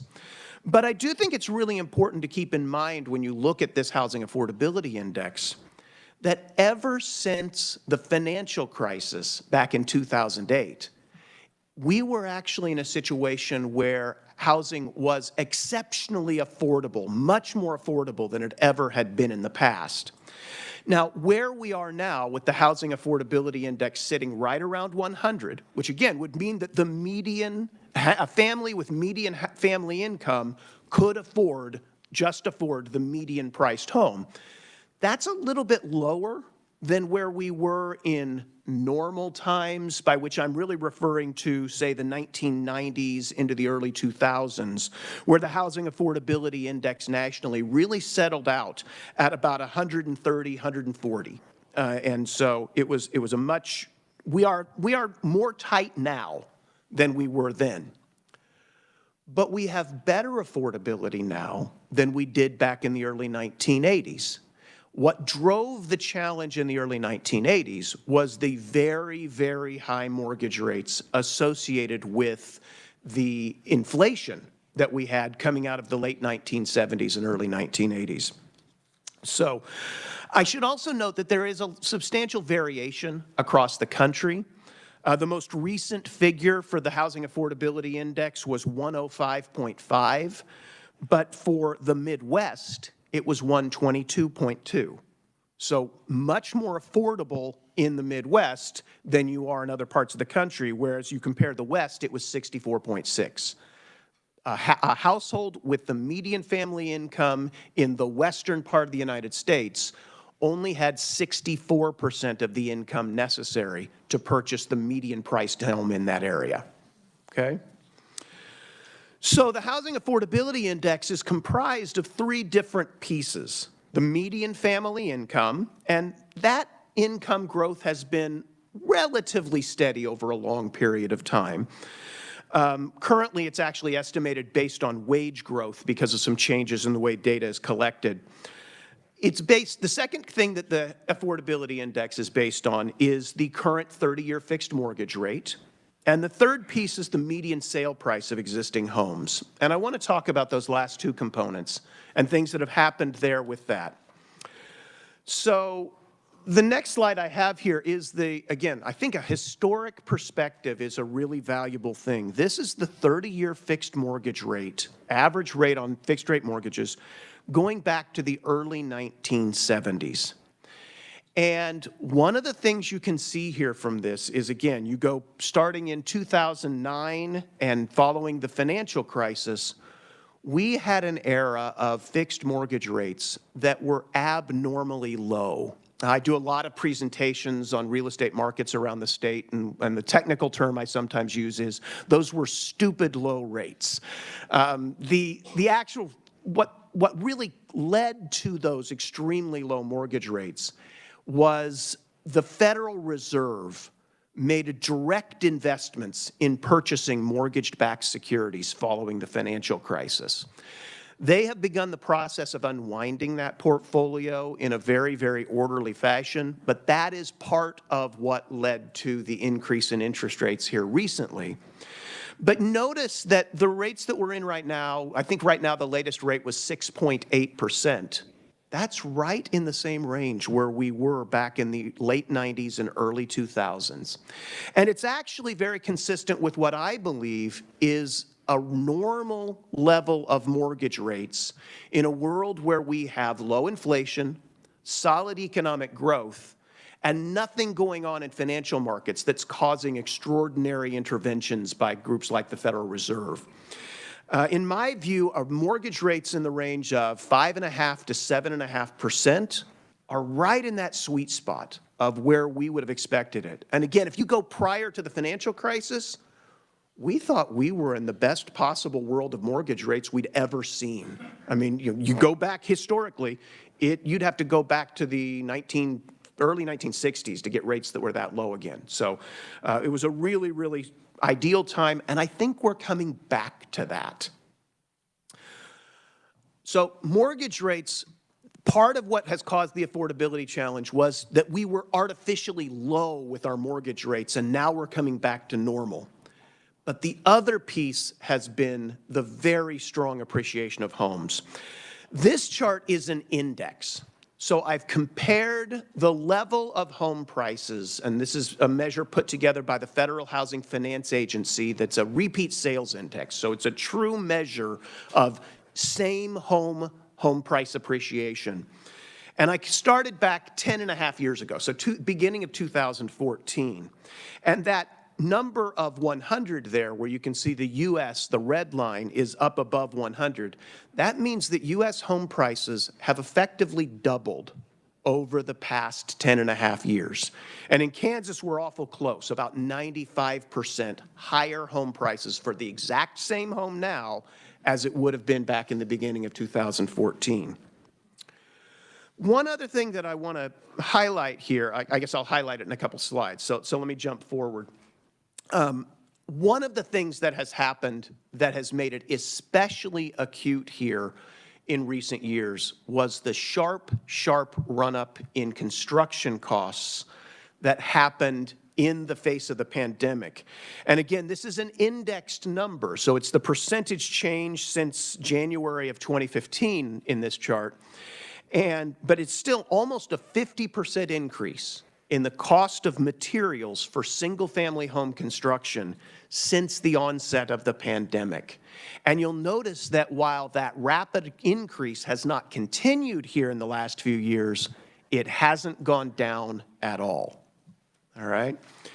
The other big piece, there are other pieces that go into it. One is land costs and one is labor. Labor costs have just had this steady increase over this period of time. And so there's nothing dramatic like what we saw during the pandemic with materials costs, but it's still a 30% increase over the past 10.5 years.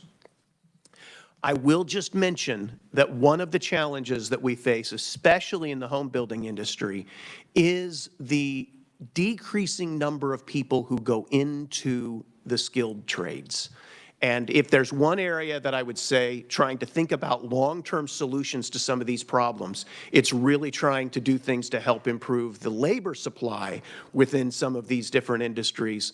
That a lot of that got especially hit in the wake of the in the wake of the financial crisis, because new home construction dropped off so much that a lot of people left the industry. So we've lost a lot of workers.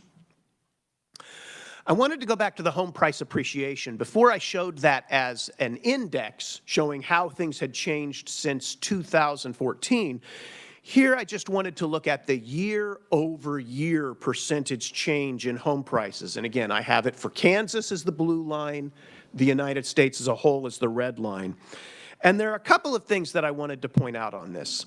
Number one, Kansas normal. If we were going to say, where would we expect home price appreciation to be in Kansas if we don't have unexpected inflation or other things, you go back to the late 1990s and early 2000s, and Kansas home prices appreciated on average about 3 to 5% per year. That was a normal, healthy appreciation rate.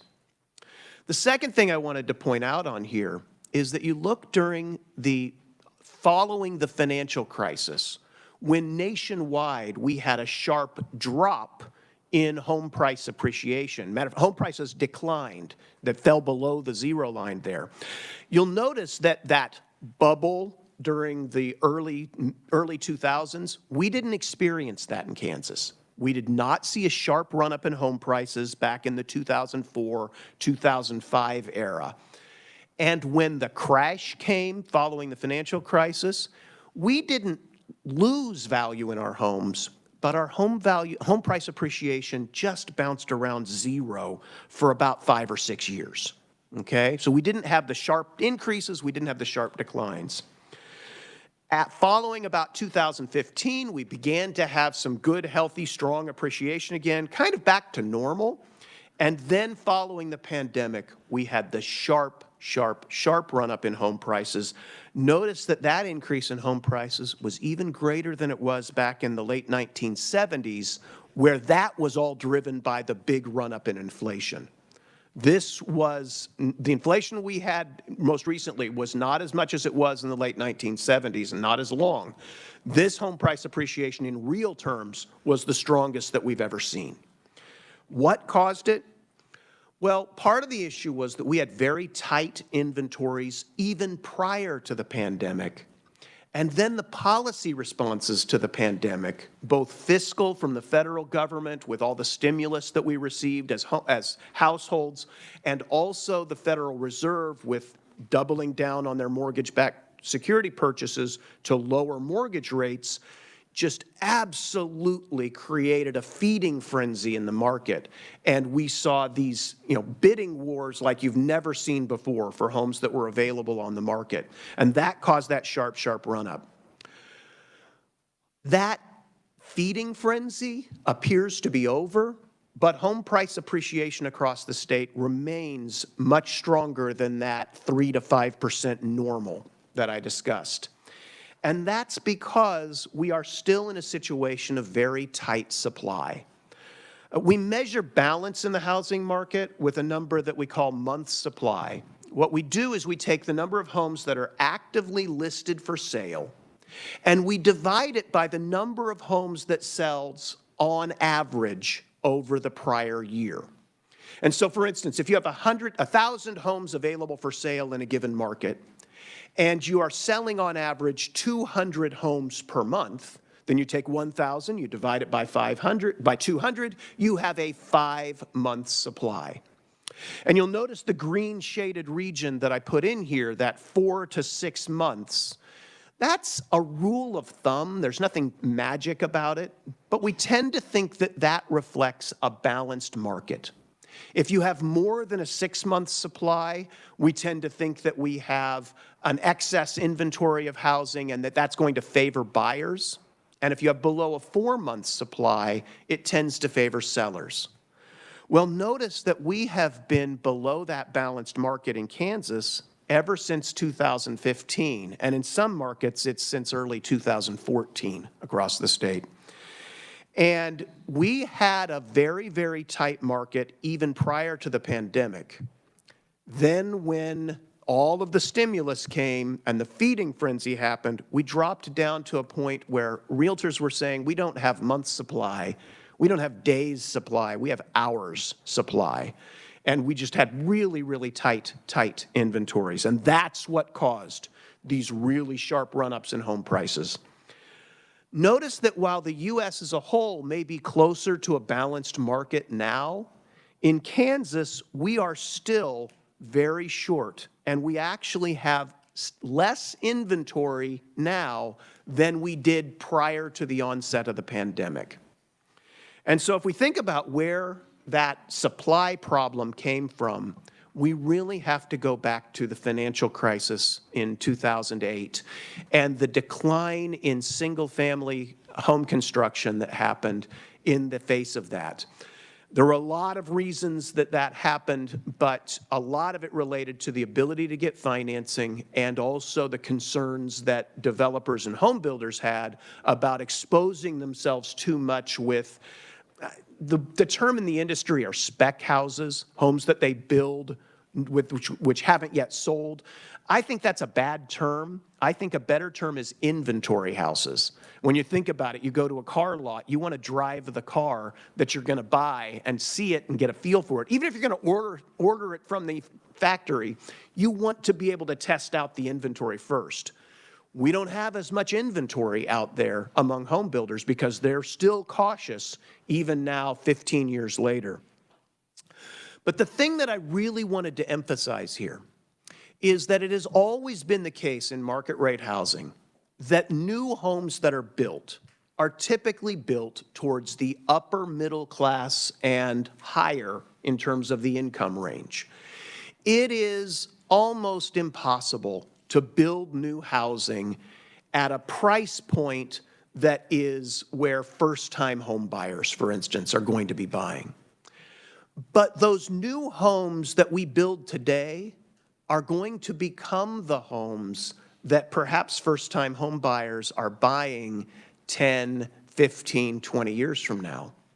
And so if you look back 10, 15 years in the past, it's the homes that we did not build between 2009 and 2015 that are the reason for the extreme shortage in this attainable housing price range right now.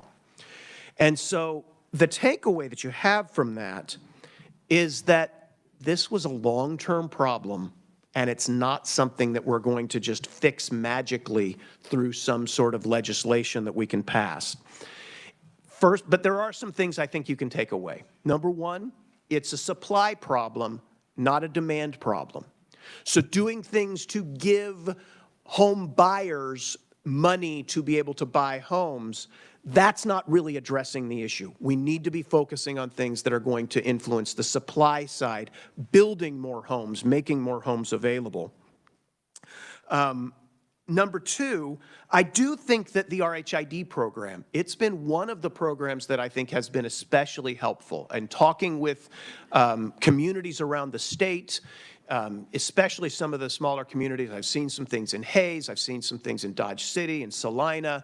They've made use of that program to be able to get the price point of those new homes down at a more attainable level, which really helps address some of those issues. Anything that we can do to help reduce the cost of new homes is helpful. And sometimes that means doing things like trying to address questions about building codes. Are we adding new restrictions on building codes that are going to be adding costs that make it more expensive to build? We can debate the merits of those different codes and whether they should be in place or not. I don't want to discuss that. But at a time when we're dealing with a challenging supply, that's only going to make supply more difficult if that's adding additional cost. Similarly, zoning questions become a particular issue.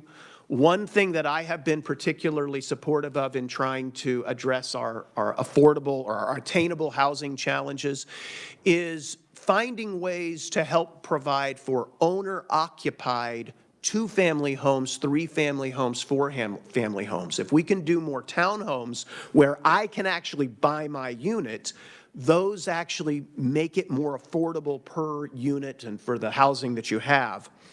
So I think those are things that we can be looking at. And I mentioned before about support for technical education and the trades. We need to be doing a lot to encourage young people. Please don't tell my dean that I said this, but not every high school graduate in the state of Kansas needs to be going to a 4-year university. There's tremendous career opportunities in the trades, and we need people to be fulfilling those roles. And I think we had a long time with a mindset where everybody ought to go to college, everybody ought to go to a 4-year university, and that's just not necessarily the case. And so support for that, I think, would be helpful. I also think that one thing that we have lost in our culture has been the concept of sweat equity. You know, when my parents first bought their house, and even when I bought my house, you were looking for a house that needed a little TLC. It needed to be a fixer-upper, and that was an opportunity where you could invest yourself by renovating the home, by doing the things to make that better, and be able to build up equity in your home. That, when you talk to realtors across the state, first-time home buyers, that's not in their radar screen at all. They want a house that's in move-in condition. And so that then limits the pool of housing that's available.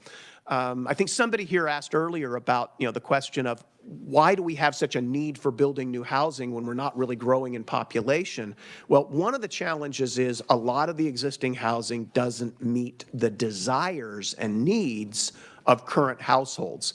I think Jack DeBoer was an apartment developer, and then he founded the extended stay hotel concept. But he once famously said about the apartment industry, we're not overbuilt, we're under-demolished. And there's some of that that is true in terms of the housing stock that we have. We are under-renovated, under-rebuilt and redeveloped. And some of it does just have to be demolished, and that's why we need so much new housing. The last thing I wanted to mention, and I think I'm still under my time, was about filtering in the housing market. I know a lot of your focus is on affordable housing. It sometimes doesn't sound very sexy, but when you're building new housing that's for a middle class, middle market household, that is housing that over the next 10, 15 years will filter into some lower income range housing. And again, I think we're going to see even worse problems with affordable housing going forward as these housing stock that we didn't build during the teens is going to come back and haunt us. So with that, I will take any questions that you have.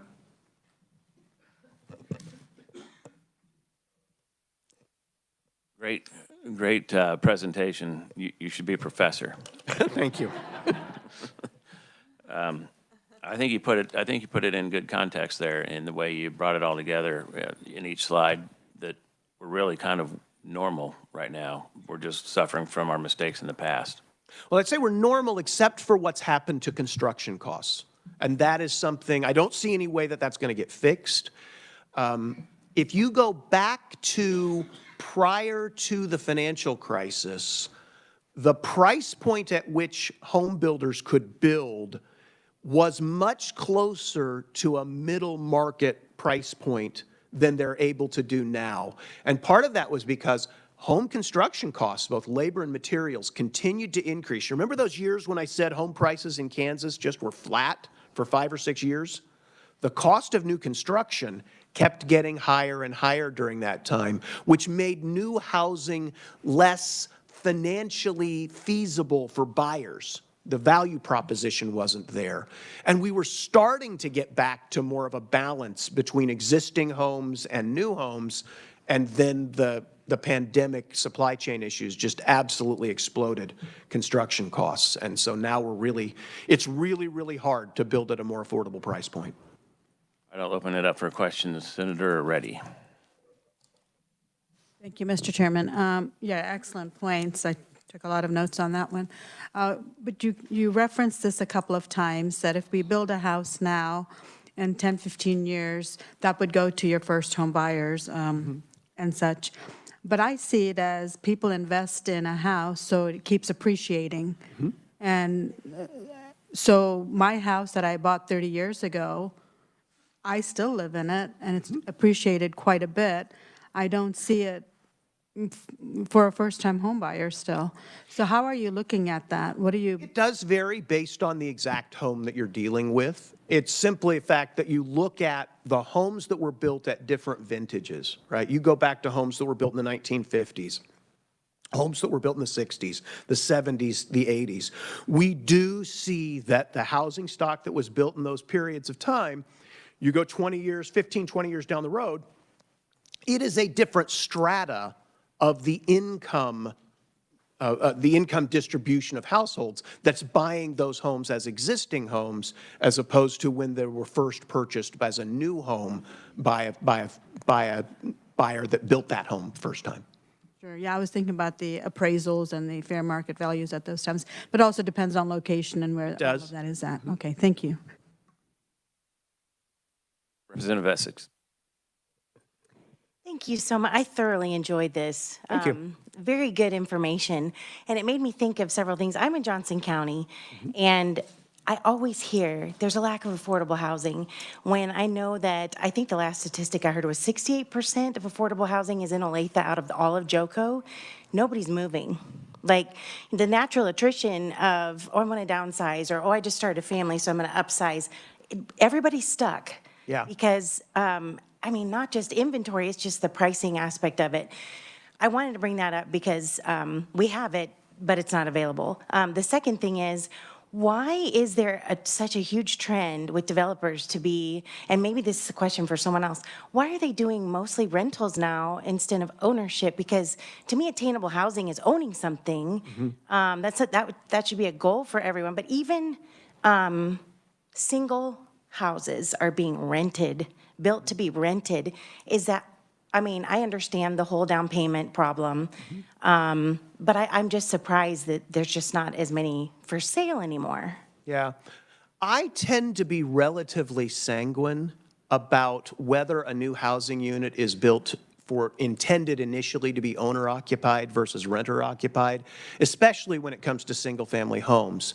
And the reason I'm not too concerned about it is that that status can change at any time, right? So I could build a home and I could think, okay, I'm going to build a set of homes and rent them out, and I'm doing this as an investment. But if the economics of that change, if I'm not getting the rent growth that I need, if I'm not getting the occupancy rates that I need, then I can simply choose to sell it, and the purchaser may become an owner-occupant single-family home buyer. So I'm less concerned about that, although I do think there are places where we do things regulatory that make it more difficult for that transition to happen. And so if I'm building a whole new subdivision, and I'm not separating it out into separate lots so that each house is on its own lot, that then almost constrains it to being sold later to another investor as a rental development. So there are things like that I think can be issues. But generally speaking, as long as we're building housing units, that's going to ease the demand for housing. Renter occupied versus owner occupied, the market will help determine how that balance should move. And it is the case that there are lots and lots of households today that they would just as soon not own. We have a mindset of owner occupancy as being the sort of the American dream, but there are an awful lot of people who see owning a house as just being a great big burden. I bought a very old house when I moved in, and my uncle walked in and he said, "Your young eyes just see a lot of opportunity. My old eyes just see a lot of work." And there are a lot of households out there of all income ranges that just say, you know what? I'm willing to pay $3,500 a month for this apartment or a house that I'm going to rent, and that I don't have to take care of anything. Senator Olson. Thank you, Mr. Chairman. I think you've touched on some really good points. I definitely agree. The '07 downturn, I think one of the reasons why you don't see the new specs, I've been on the other side, the banking side. And I think banks got a lot of them specs given back to them. Yep. Some of the banks that went broke had a lot of them specs, and they're a lot more cautious on doing a spec. They're making sure they're over collateral, not under. And there's not very many developers that have that extra collateral, especially on a smaller spec house. But I really think a couple things really were, you know, from that 08, 09 forward, there was a lot of people flipping houses. You know, all them houses that were foreclosed and that, their flippers come in and, I mean, they've flipped, I can look through Olathe, there's just no houses to flip because they flipped them all. And you go to Wyandotte County, all the metro, the only houses that are left to flip are they're inner city. And they'll get flipped eventually, but there's just nothing left. I think the other thing that really killed it is interest rates. You got all these people that are locked in at 2.5%, 3%, you know, 3.25% on a fixed, you know, 20, 30-year loan. If they leave, their payment's going to go up over 2 times, maybe 2.5 times. So, you know, they're thinking, hey, I'll just live with what I got. And that's one of the reasons why you're not seeing the turnover in inventory. You know, what you talked about, people moving from the medium, you know, size houses into the larger houses, and that opens up. That's not happening because of that fixed rate. Yeah. If I may, Go ahead. that issue, there's one segment of the market where I think that's really acute, and other segments where I'm not too concerned about the lock-in effect of the low mortgage rates. For the most part, again, I go back to the historic perspective of the early 1980s, and you had people who had mortgages from the early 70s that were really low rates compared to what you had in the late 70s and early 80s.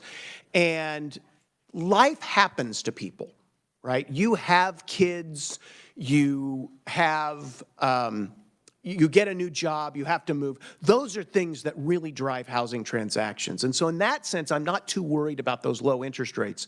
But there is one segment of the market where it's very clearly a big deal, and it's particularly acute right now because of the run-up in construction costs. And that is the empty nester who wants to downsize, because they're going and they're looking and saying, oh, I'd like to go maybe have something that's lower maintenance and I want some different house. And they're saying, I'm going to have to increase my housing payment by how much? And it's the dual hit of the higher mortgage rate and the high construction costs. If it was only one or the other, they might say, you know what, I still want to do it. But right now we're seeing a lot of lock in there, and that's a big move up market that the first-time home buyers can't move into those homes that the downsizers are selling because they're not selling, and then that means that a lot of the housing stock for the first-time home buyers isn't becoming available. So that's a piece, and I'm not quite sure how we address that. Well, I think, too, the cost has went up so great.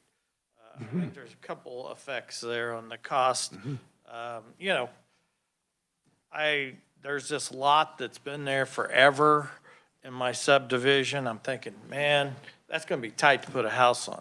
Well, they just built 2 slab, 2-bedroom, 1-bath, 3-car garage properties there, and they're each $550,000. I don't know how they got them on there, but, you know, that same house or property would be $200,000 if you go back 5 or 6 years. All of a sudden, you got this high rate, high interest, and banks are not wanting to develop or loan on new developments unless you're really collateralized. A lot of the developments that have been used up since 2000, these were developments that were already started, platted, not finished, and they've used them up. Only in a few areas, and can't see they've actually started new ones.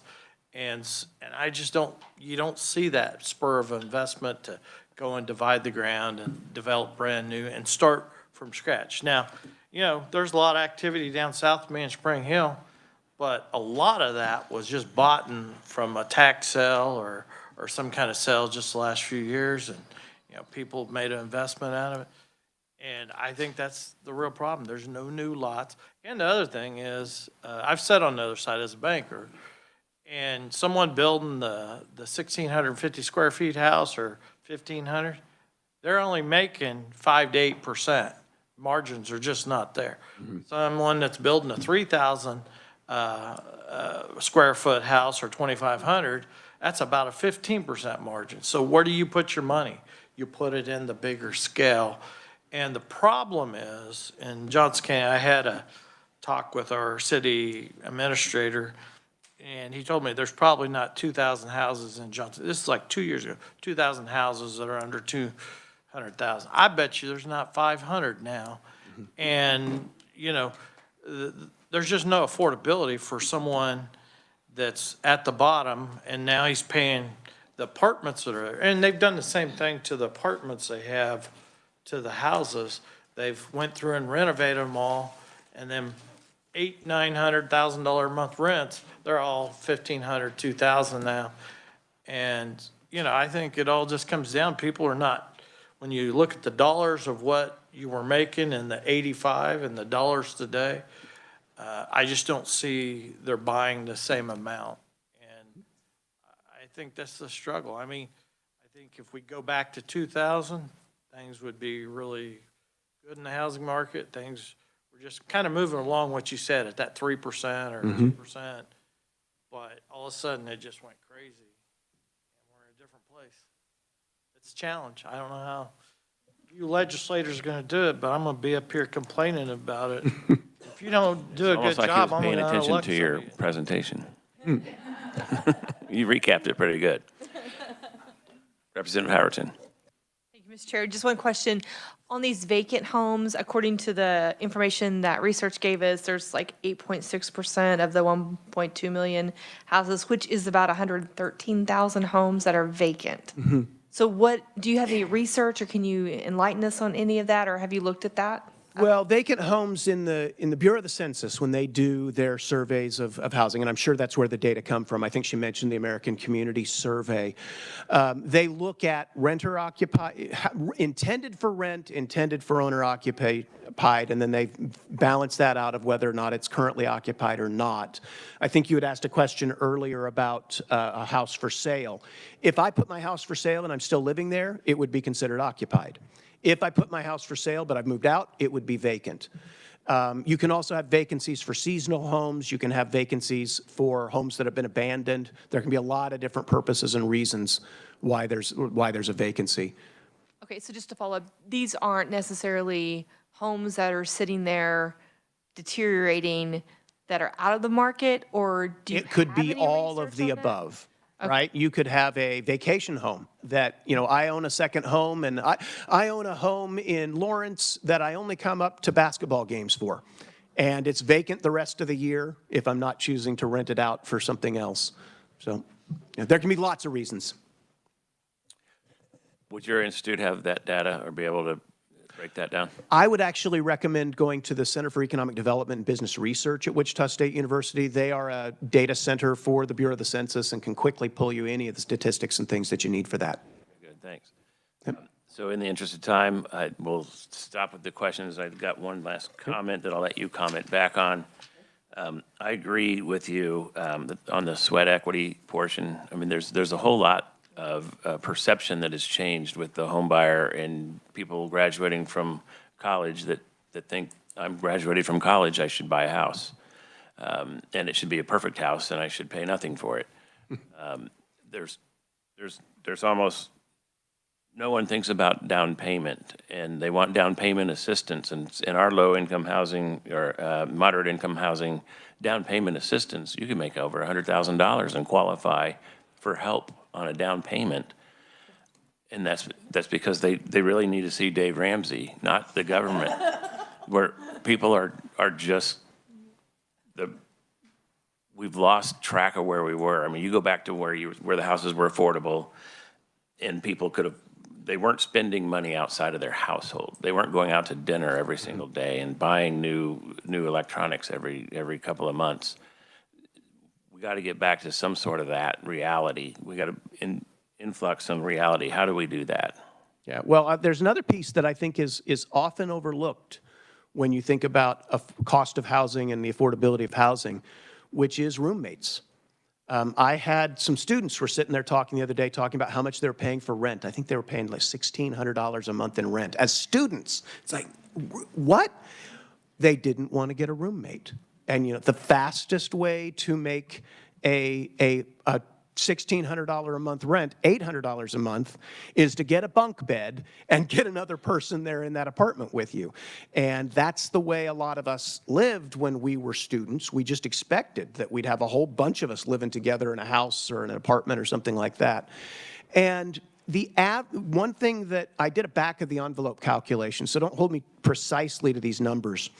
But in the United States, the average household size in 2000 was 2.62 people per household. And by 2020, it had dropped down to 2.51, if I remember right. And if you took that with just the population in the state of Kansas, we would need an additional 50,000 housing units to accommodate fewer people in each housing unit over that 20-year period.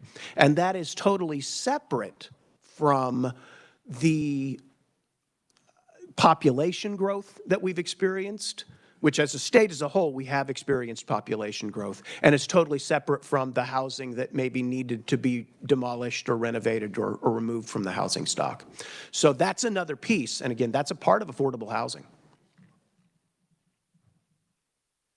Well, I really appreciate your time today, and I look forward to having you back to the Commerce Committee to explore this more, because you really do a good job. And thank you very much. I do think that I would have learned a lot from you as a professor, so I miss that book. So easy to learn. Okay, next up.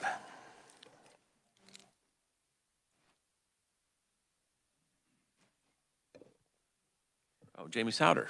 Yeah, welcome. Good to see you. Good afternoon. Good to see you again. Stan is in the Realtor community is kind of the Pied Piper. His session at our annual conference is usually standing room only, and I hate going after him. And if he's going to leave, I'm going to be very comfortable because, dang it, because the worst thing a college student can have is a professor that checks the cited sources.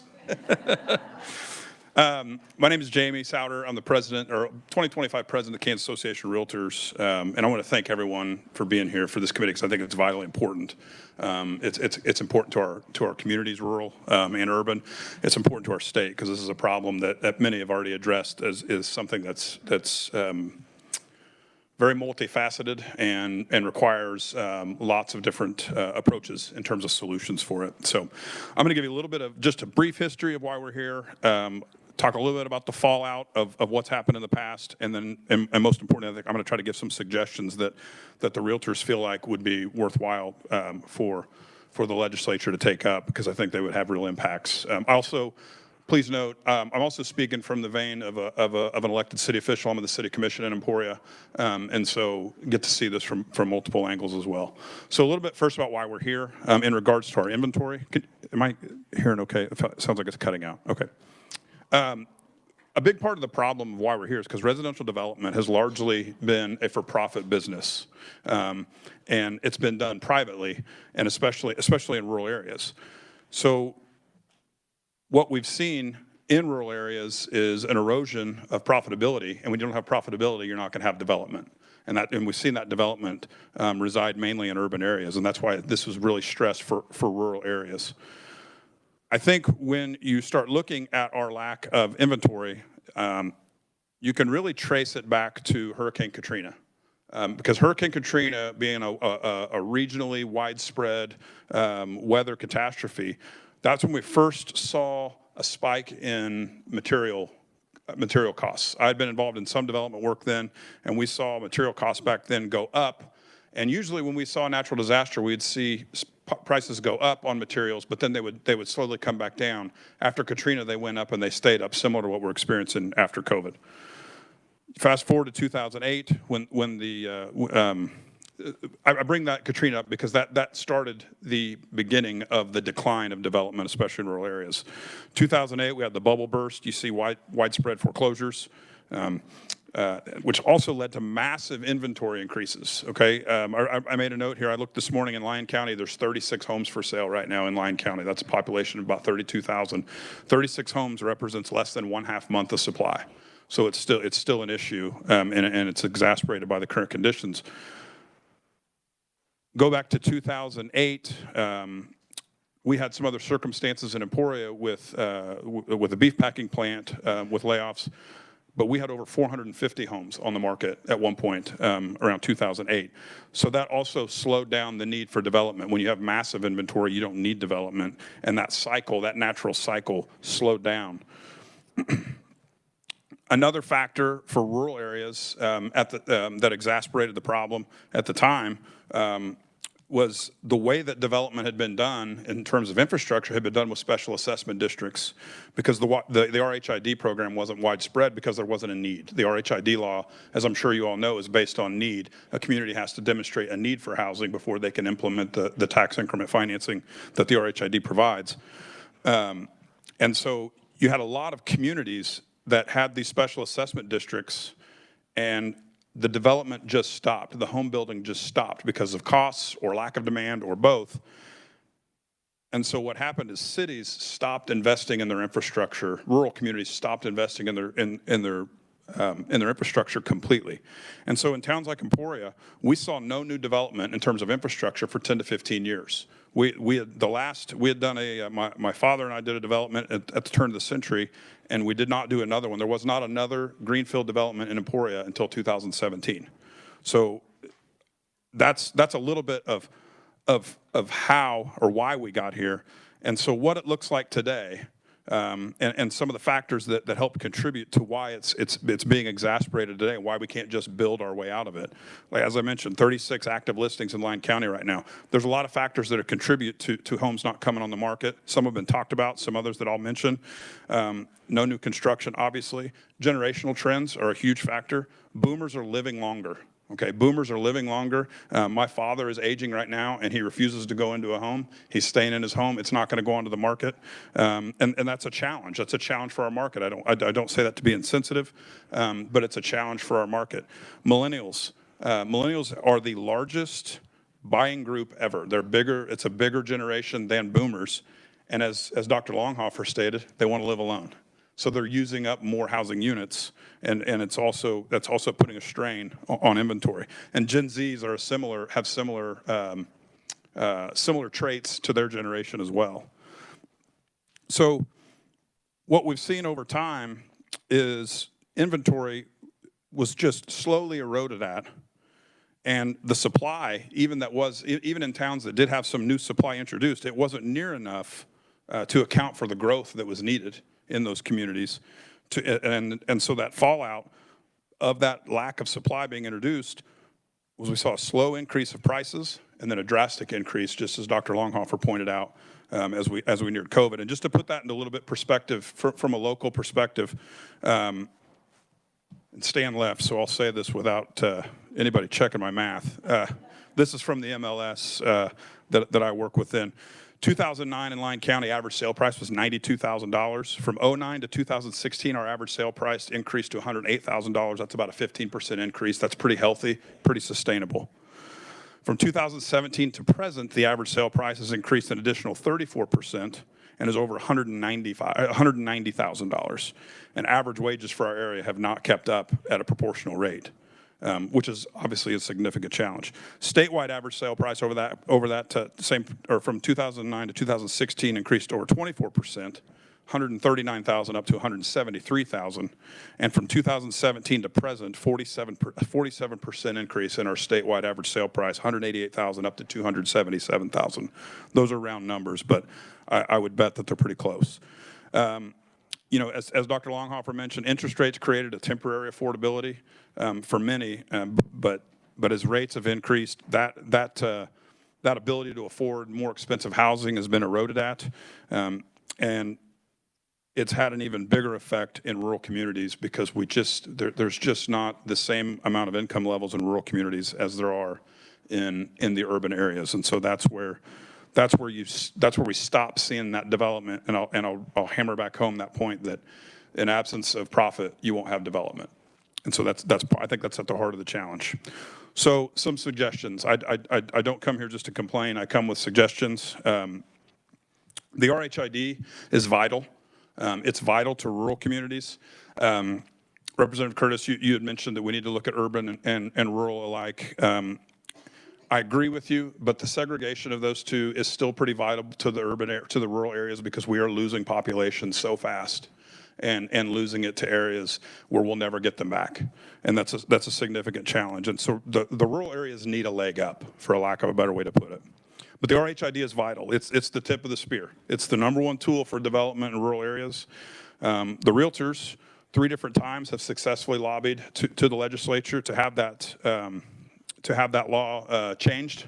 And so I bring that up because what I would love to see is if the realtors or the bankers or the League of Municipalities have an idea on how that could be changed, it would be nice to have more meetings like this on an annual basis so that we don't have to start from square one when we want to mobilize to try to get a law changed to the benefit of the people in the state.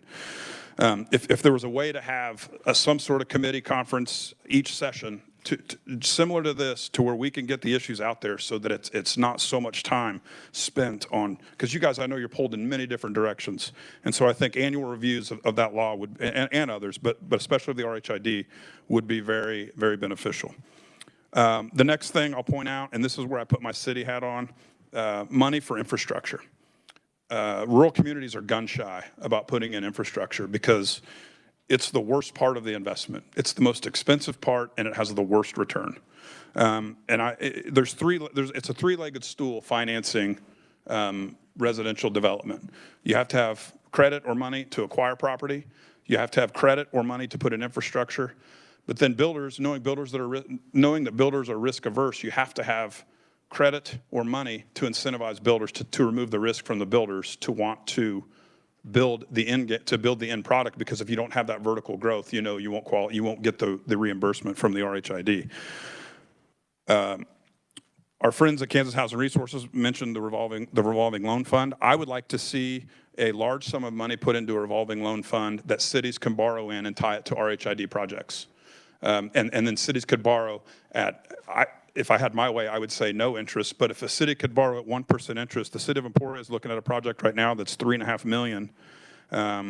If we were able to borrow that money from the state at 1% interest, it's an interest savings of somewhere between $800,000 and $1.3 million over the life of the project. That gets the house on the tax rolls faster, and that gets those taxes back going to that municipality to fund other projects quicker. And so a program like that, I think, would go a long, long ways for cities taking on a lot of this burden themselves and taking on this risk themselves, knowing that they wouldn't have that interest obligation. At least it wouldn't be as high. Dr. Longhofer mentioned zoning law reform. I can't stress enough, as a developer and as a commissioner, how important zoning law reform can be for our communities, large and small. Form-based codes is a type. Most cities use Euclidean zoning, and that Euclidean zoning is protected by state law. There's a state law that ties use of property to its zoning classification, and what that does is it promotes segregation of types of use. So industrial's here, commercial's here, residential's here. Form-based codes promote density. Which is, it better utilizes existing infrastructure and it prevents sprawl. So the idea, the simplest way that I can state it is it puts more people using the same amount of infrastructure, which means it's cheaper. It means property taxes go down. Form-based codes would be one of the things. Stripping away that requirement would allow cities to implement their own sets of codes, either based on form or they can stick with Euclidean, but it leaves it up to the municipalities to make those decisions instead of being tied to a state law. Tomorrow you're going to hear from the bankers. They're going to talk a little bit about a SHIP program, which is a statewide housing incentive program I've just learned about a little bit more about it yesterday. I spent about an hour and a half yesterday on the phone with the city manager and assistant city manager of Pittsburgh. And this is a program that would be tied to RHID projects that would put actual cash into builders' hands to incentivize them to offset potential losses or to supplement profit that they may have. I think the draft of it is very, very good, and I think that could be very important. One of the challenges that I have with some of the programs that we have, and both the SHIP and the infrastructure, since you tie those to RHIDs, they become revolving funds, and that money goes out, but it's paid back to where the money came from through the RHID. So essentially, the state could look at it as they're not spending money, they're loaning it and getting it back, and it's benefiting our rural communities. SHIP would be the same way. One of the things that I know that the MIH program has been very beneficial, but one of the complaints I have, and I'm not complaining about MIH. I'm not saying MIH is a bad thing. So please take this with a grain of salt. It's not right-sized for the most amount of people. It's hard to become eligible for it. The application process is, in my eyes, you typically have to pay a professional to help you write the application, so that makes that a little bit of a challenge. A lot of our incentives that are in place, money goes out, it doesn't come back, and they're not right-sized for smaller type builders and developers that are willing to speculate if they knew that their risk was mitigated at least a little bit. One other thing that I know. It's easy to talk about, but it's hard to figure out. It would be incentives for blighted property repairs. Vacant properties are a real challenge, and they're a challenge in lots of communities, and especially the ones that are recoverable, that are salvageable, that can be fixed up and put back into use and as housing stock.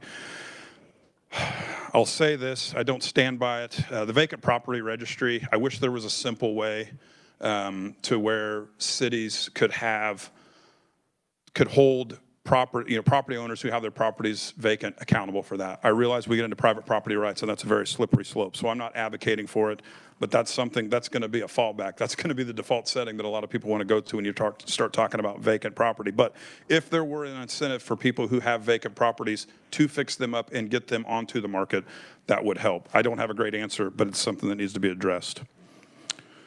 So just to kind of sum up some end goals and why I think that we need to, as a state, continue to look at housing, because at this point the problem is so big, everything that we've done, all the action that's been taken, we're still getting further away from the goal. Emporia had a housing study done in 2019 by the same consultants that did the statewide housing, and it was determined then that we needed 252 housing units in Emporia over 5 years to get back up, and we've added about 13 a year on average since then. So everything that's been done has been a heavy lift, but we still got to keep going because we haven't gotten to the problem. In fact, the problem, I think, has probably gotten worse. Why I think that the state should continue to invest in these things is I think there's an opportunity in differentiation. This isn't just a statewide problem, it's a national problem. And when we look at this through the lens of economic development and attracting people to want to live in our state, we have to look at how can we be different from the other states that we compete with for opportunity. And having an available housing stock is a big way that we can make our state look better than other states that we compete with. If we focus on that, the end result will be population growth, and I know that this legislature loves to talk about property taxes and the impact property taxes has on the tax-paying citizens of our state. Addressing housing will lead to population growth, and if we get more people paying for the same amount of infrastructure, we're all going to get lower property taxes. I think that's the ultimate goal, and that sums up my comments, and I would be happy to stand for any questions. All right, well, thank you very much. I'll open it for questions. Representative Howe. Thank you, Chair. Thank you very much, Jamie. A couple of things. Would you, just on your very last statement there, would you say that having more available and attainable housing leads to lower property taxes? It could. The last iteration of the RHID, which allowed for, I call it the infill RHID, which allows for vertical construction to count as infrastructure. We just started a 23-unit subdivision in Emporia that I'm doing. We're financing it all privately. That incentive's enabling us to sell houses we're going to sell each one, for simple math, we're going to sell each one at about a $15,000 deficit. Because we want to get it as close to the average sale price.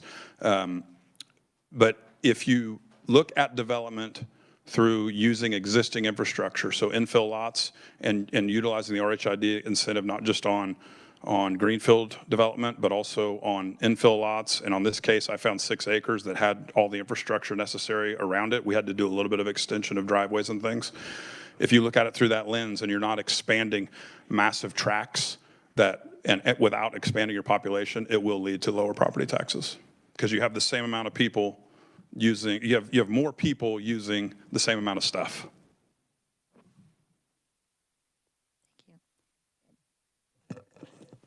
Go ahead. Yeah. Yep.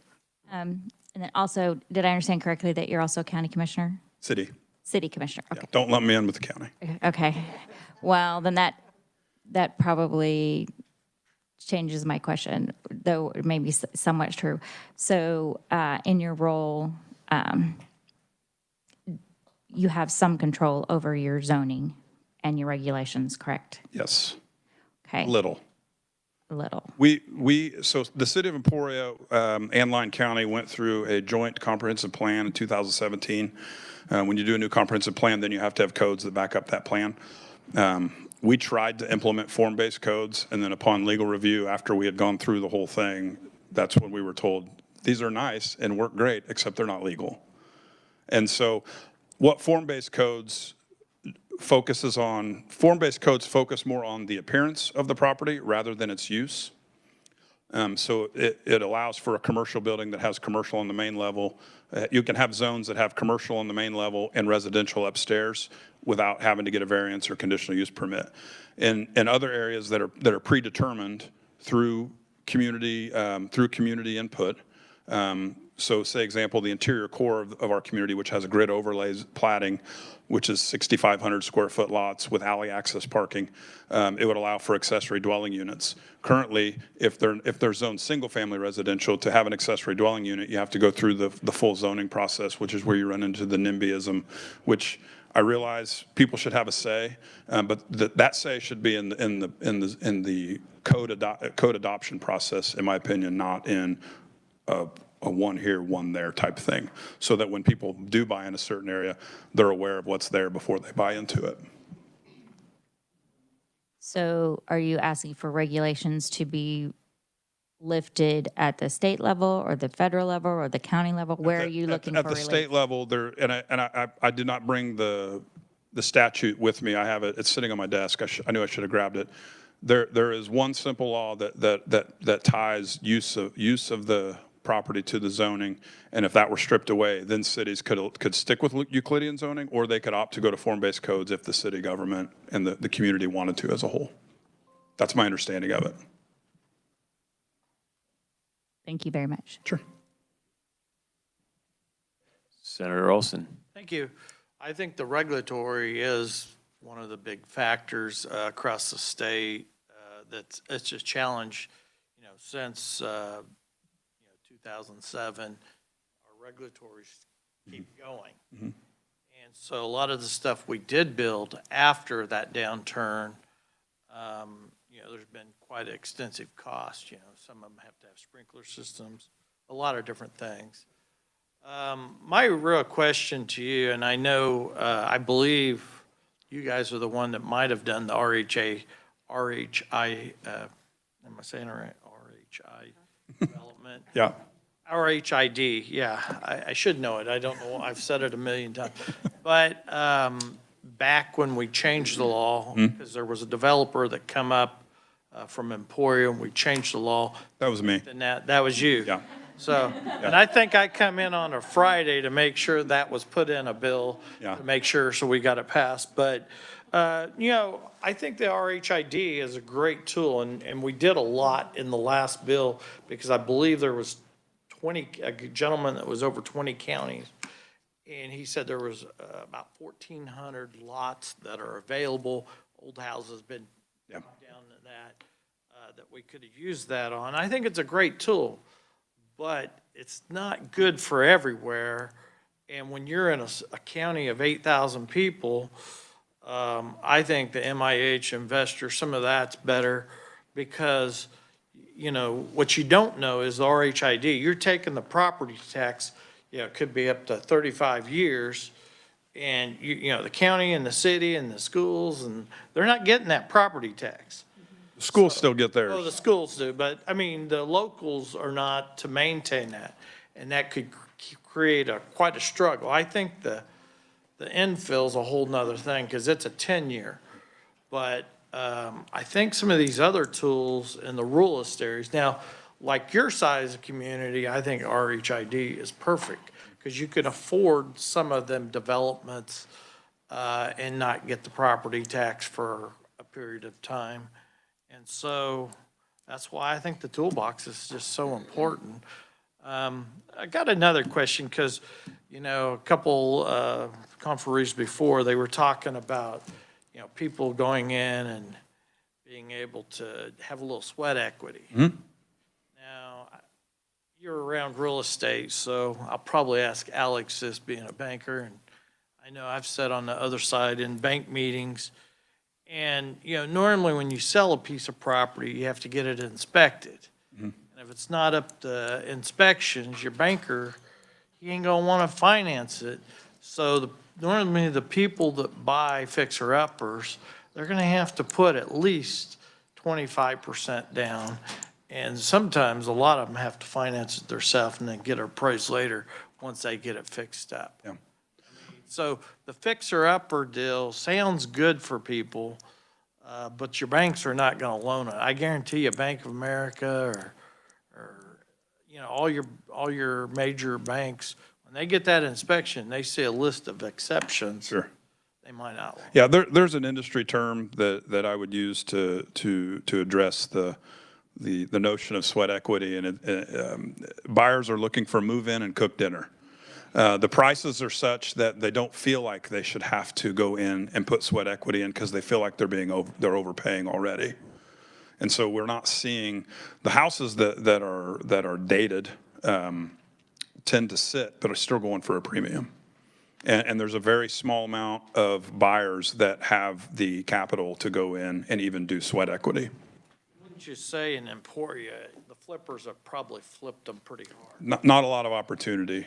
Yeah. And we don't, and with where rates are, we're not seeing, we're not seeing since most people are in fixed rate mortgages, we're not seeing the foreclosures and short sales like we saw in the past.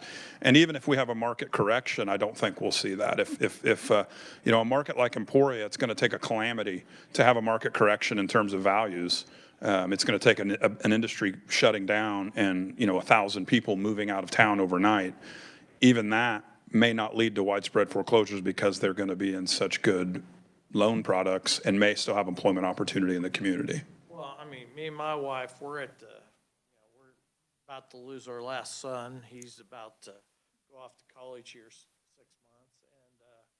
And, most people would, in our situation, we got close to 5,000 square feet of house and monster rooms. But, I mean, most people downsize. Sure. When you go downsize, you're going to pay the same price for a house that's, a third the size. Yeah. So then you go, why do you do it? There's just, because everybody's on fixed notes, and there's just no new building really going on. Sure. I think the seed money we basically invested to get the housing started again in these communities, because the banks are doing all they can. There's regulations. They made a lot of loans prior to 2007, and they had to pay the consequence. Yeah. Regulators don't let them loan like they used to. Yeah. Start these developments. I mean, you've built, you know that. Yeah, there's a diversity of problems amongst markets. And, I mentioned the city of Pittsburgh. One of their big problems is they have plenty of available lots. They don't have builders that are willing to take risk there. In Emporia, we have 2 different developments going right now that have available lots, and we have builders that are available, but those developments are not big, and they're going to fill up quickly. And so it's more of convincing our city to take risk on infrastructure. So it's different challenges for different markets, for sure. I can see the infrastructure is a big issue. We got to move on. I'm sorry. Okay. Time to move on. Thank you. Thank you very much.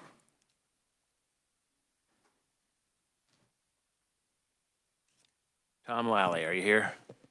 All right. Yes, sir. Welcome to committee. Thank you, Chair. Chair and committee members, thank you for the opportunity to speak today and for dedicating your time and resources for addressing housing, a topic that is foundational to the well-being and prosperity of all Kansans. My name is Tom Lally, and I have the privilege of serving as President and CEO of Hillcrest Transitional Housing.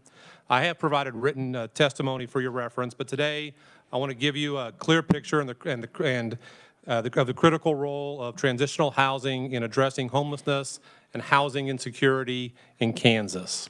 Simply put, Hillcrest solves homelessness. Let me explain how. Imagine this, if you will, a family living in their car, holding on after a job loss, a single mom with 2 kids, unable to find stability, a 17-year-old kicked out of the house with nowhere to go. These are not hypothetical situations. They are lived experiences, stories of people we know, people that we have served. In fact, let me share with you a quick example of a recent Hillcrest graduate. Sarah was a single mom who came to us with 2 young boys.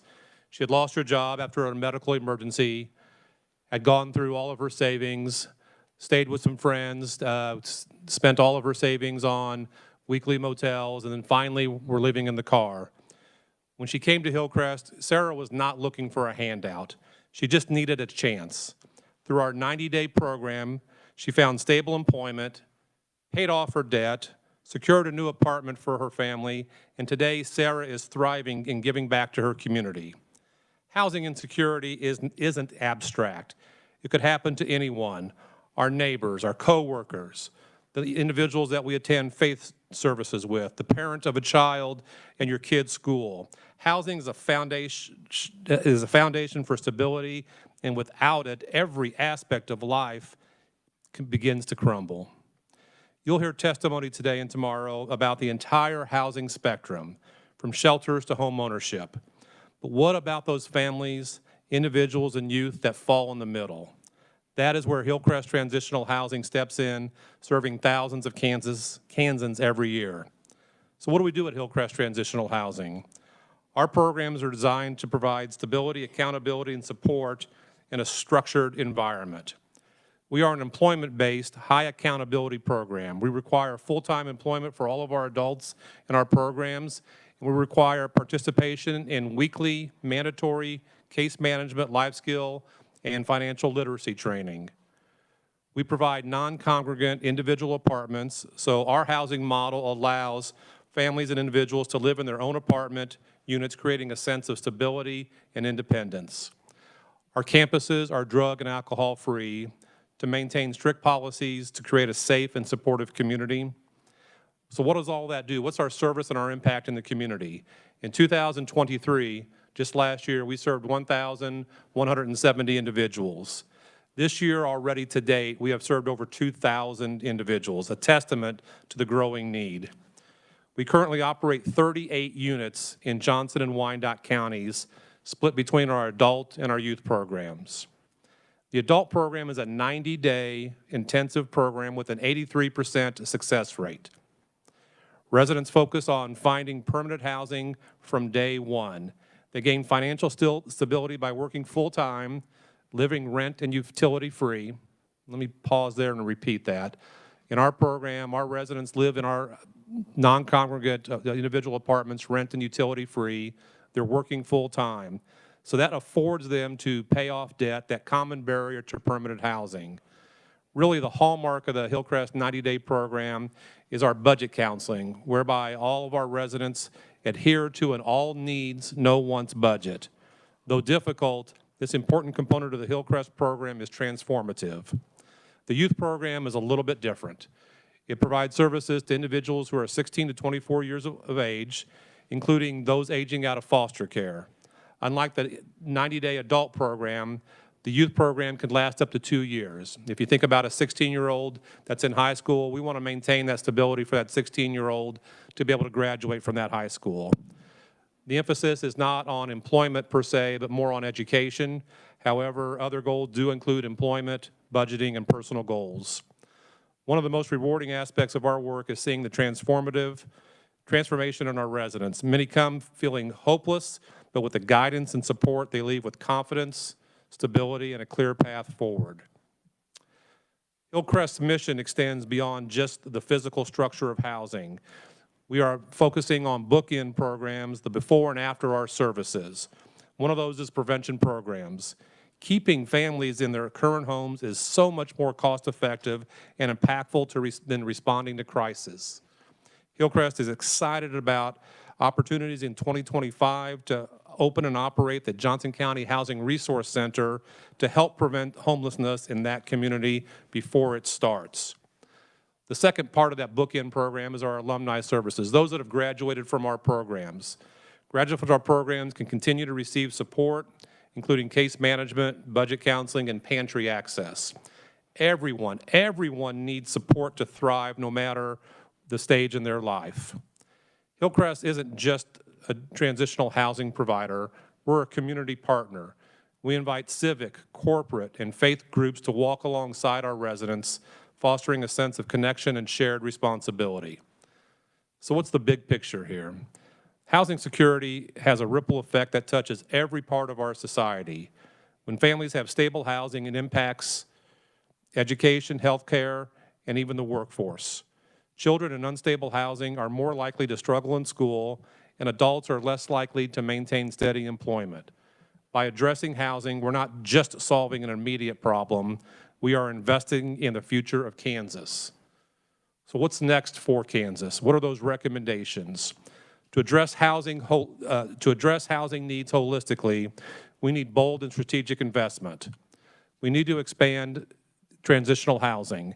Hillcrest aims to add 50 more units, at least 50 more units in Johnson and Wyandotte counties to meet the growing demand.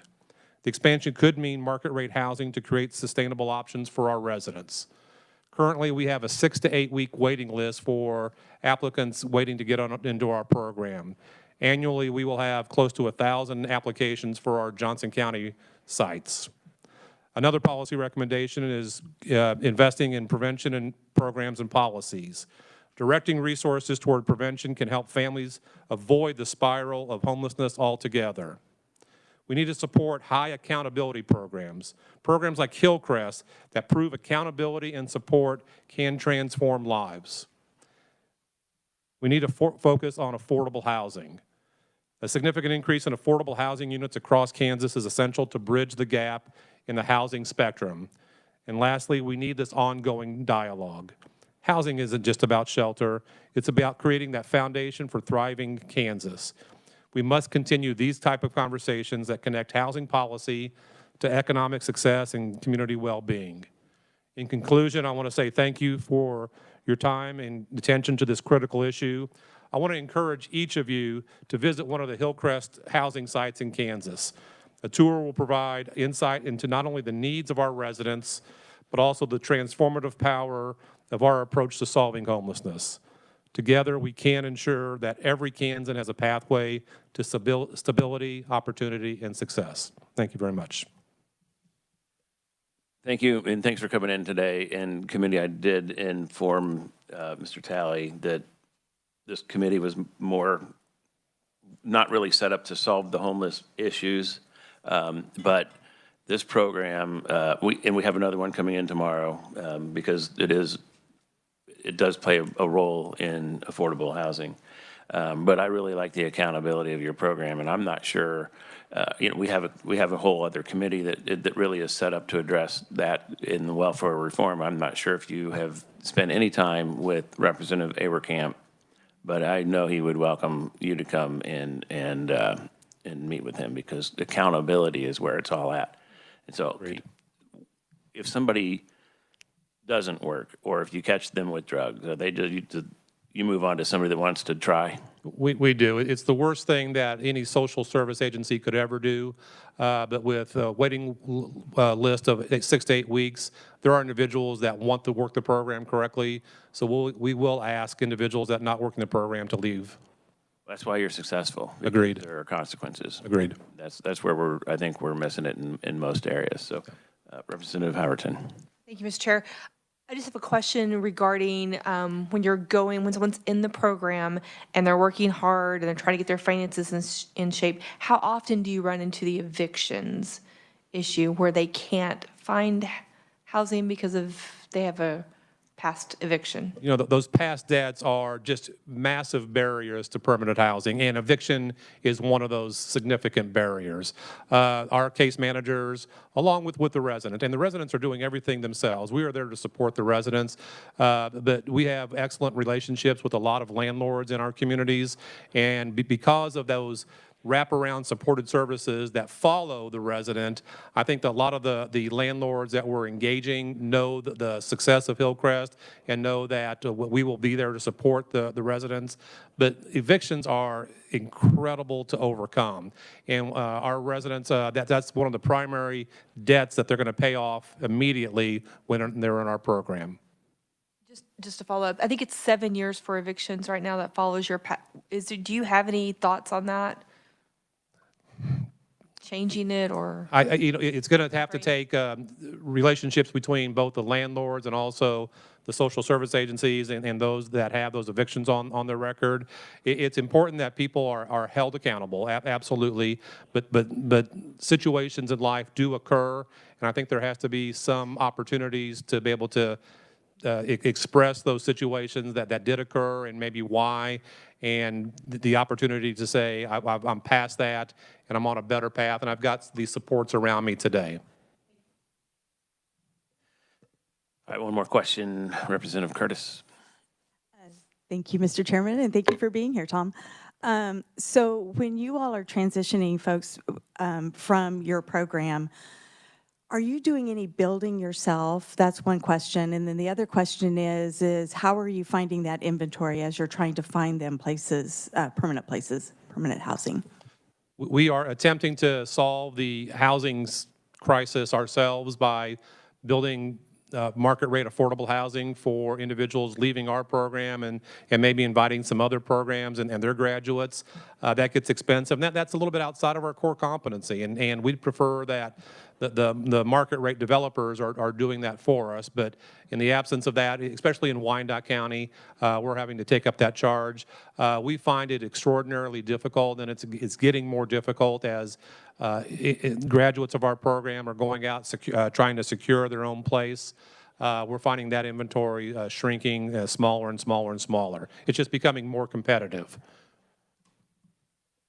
All right, so thanks again for coming, and I'm not too far from you in Johnson, and I want to come learn more about this, and I want to bring other representatives from the area as well. Thank you. So we'll welcome you. Get with me before we start session, and we'll work together to get a Wyandotte Johnson County delegation over to learn more about this. Thank you very much. Thank you for the time. Thank you. All right, next up. Boy, that one went quick. What changed?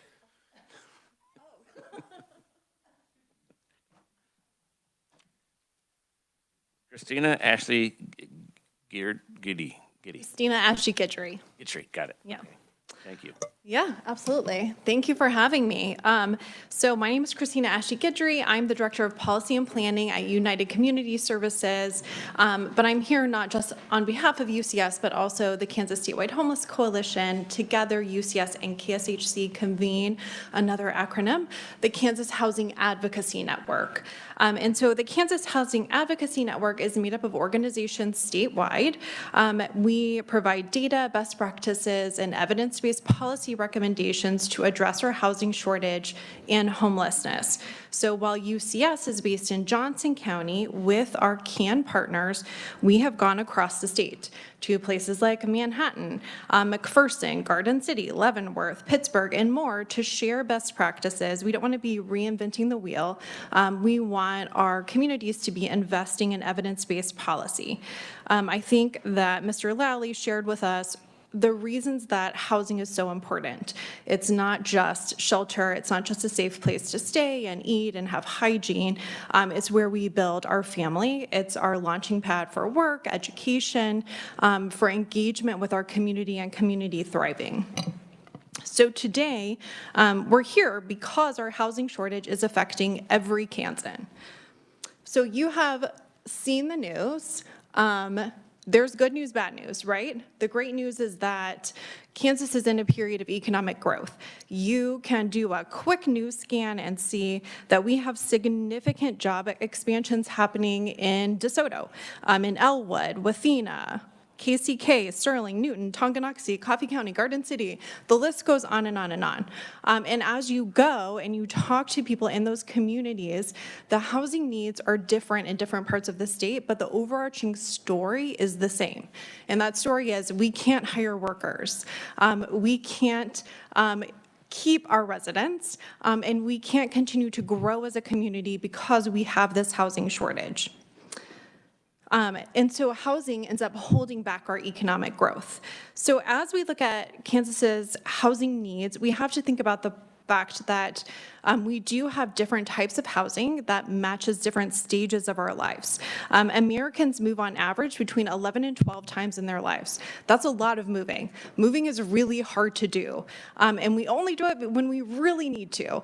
And we do that because we need housing that meets our needs. And so we are all on the same housing continuum together. So whether you are in an apartment or communal dwelling, or you are in single family or duplex or townhome, we're all in the same housing market. And so we have to be able to move in it to find the housing that fits our needs. Now we can't, because our housing continuum has gaps. And so it's locked up, and so that's the story. Your retirees can't downsize, your young families can't upsize, your young professionals are moving back in with their parents, and your core workers, so your teachers, your childcare workers, your nurses, can't find anywhere to live in your community. So what are the gaps in the housing continuum? So KHRC did an amazing job laying this out, so I will just remind you quickly. In their Kansas statewide housing needs assessment, what they found was that our fastest growing population in Kansas is people over the age of 55. These are people who bought their forever homes and now would really like to downsize. But there's nowhere for them to go. Because we have a history of underbuilding in this state, of missing middle housing. So that is your townhomes, your duplexes, your triplexes. So at the same time, we have to grapple with our aging housing stock. A lot of housing stock in Kansas was built before 1961, which makes it naturally occurring affordable housing, which is good because that's less expensive than building new housing now. But if your house was built in the 50s, what do you need? Like, the list of things you don't need might be shorter, right? Talk about sweat equity. There's a lot to do. So, as we build new housing, we know you have seen, Dr. Linghoffer told us, construction prices are through the roof. Building new construction is impossible to build new single-family homes that are affordable to your average Kansan. The challenges today, we already saw those. What I want to draw your attention to is two things, well, three. Our increase in rental costs in Kansas. In 2023, we had the 6th highest average rental increase in the nation. That's not sustainable for our residents. We have, the Mid-America Regional Council recently put out a report on the effects of private equity investors on the Kansas housing market. They were looking specifically at the Kansas City region. And what they have said is that private equity sees Kansas as a really great investment. And so what that means is that firms from New York or New Jersey or California are coming here and they are purchasing entire neighborhoods. So they're coming in with cash offers, and so they are pricing out local Kansans who don't have literal cash to pay for an entire home at one time. And so then they target neighborhoods at a time. So there are some neighborhoods in Wyandotte County, for example, that are over 87% owned by one specific private equity firm. And so the family that would have bought that home lost out in the cash offer, right, because they didn't have cash, but they want to stay in that neighborhood because we live in our neighborhoods, because that's how we connect with our community. That's our neighbors, that's our school, that's close to work. And so then the private equity firm will increase rents, on average 30 to 40%. So now you have that same family, they didn't get to buy the house, but they want to stay in the neighborhood, so they're going to pay that 30 to 40% extra every month, which creates housing cost burden for them. Now, of course, if you're a private equity firm, you're trying to make money, so at the end of the day, you are less inclined to make home improvements, right? Or even to do home repairs. And so that has become a significant issue in cities that are further along in this process, like Atlanta, than we are. We're home maintenance, the homes are beginning to fall apart, and cities and counties cannot find people to serve at these private equity firms to require them to repair the homes to acceptable habitability standards. So finally, after all of that, your rental income isn't staying in Kansas anymore. It's not going to our mom and pop landlords. It's not going back into our economy. It's leaving us and going to New York or New Jersey or Delaware, wherever these firms are based. So finally, we've had a couple of questions. What's the number of the housing shortage? The National Low Income Housing Coalition has done a gaps analysis report for all 50 states, and the gaps analysis report says that Kansas is short about 100,000 housing units. That is for folks who are low income or very low income. What do I mean by low income? I think that most of the time, folks are not clear on who is low income. How many Kansans are we talking about?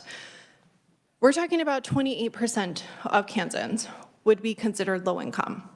That is a family of three. This is 2022 estimates, making $46,000 a year. When you look at our housing supply, for folks who are very low income, we only have 41 housing units available for every 100 households needing them.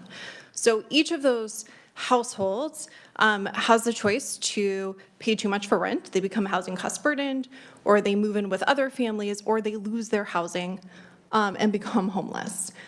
We have talked a lot about change in owner-occupied value over the 2018 to 2023 years. These are figures from Johnson County and the state. I will tell you, to Senator Olson's point, it wasn't worth putting $200,000 or less on the Johnson County chart, so we had to do $300,000 because we couldn't get that low. So in Johnson County in 2018, 57% of our housing market, houses put up for sale that year, were listed for $300,000 a year or less, $300,000 that year or less. Just 5 years later, 26%. So that housing inventory of homes under $300,000 dropped by more than a half. At the same time, our very expensive housing over $500,000, more than doubled. It went from 13% of our inventory to 30%. And the state of Kansas saw a really similar parallel. So we did look at housing priced under $200,000 because that's what this committee is focused on. And so that was 63% of the housing market in 2018, and it's only 43% last year. So it's a drop of about a third in a 5-year period. And your very expensive housing more than doubled from 5% to 11%. Housing cost burden. So we know we're paying more for housing. Multiple people have told you that. What does that mean to our monthly costs? So Kansas rents in that 5-year period went up an average of 31%. So you were paying 31% more in 2023 for the same one-bedroom apartment as you were in 2018. Mortgages have gone up 29%. So as a result, we have a lot of Kansans who are just paying too much for housing. Matt, at the very beginning, explained to you guys that if you're paying more than 30% of your gross income on housing, then you're considered housing cost burdened. The reason is because we know if you're spending more than 30% of your gross income on housing, you aren't saving. You are a lot more likely to be putting basic necessities on your credit card every month and not being able to pay off your credit card every month. You're a lot more likely to be going without medical care, to be skipping your prescriptions, which is building up a debt over time when your health does deteriorate. And so when we do have some kind of issue, then folks fall behind on their housing and cannot remain in their housing. So we pulled the data talking about what we're paying every month, what can Kansans actually afford. We looked at the Kansas wage survey so that you could actually see what Kansans are making and so what rent they can afford. So what rent do we need to be aiming for in building the housing supply? So we have office and admin support, transportation, materials, sales, food prep and food serving, and production. So I'm just going to talk about the lowest and highest, which are next to each other on the end. Your lowest average job in Kansas is food prep and serving. Median wage is about $28,000 a year. Your housing cost burden threshold would be $706 a month. So you would be needing to rent or own something that costs you $706 a month or less, inclusive of your utilities. The median rent in Kansas is $1,036, right? So that's a huge gap between that $700 and median rent of $1,000. The median mortgage is $1,635. That's more than double what you can afford as just a median food prep and serving individual, 118,000 jobs in our state. So let's look at the very high end. Production, median wage there, there's 113,000 jobs in our state, $44,000 a year median wage on average. So the housing cost burden threshold there is good bit higher, $1,106 a month. So you can barely make median rent. This is our highest occupational category of $1,036. You're well below a median mortgage on a single family income. So I won't belabor this point. We broke this out. We looked at all the different counties that we have done studies and events in, and you can see whether you can afford to live on these different salaries in these areas. This is in your packet.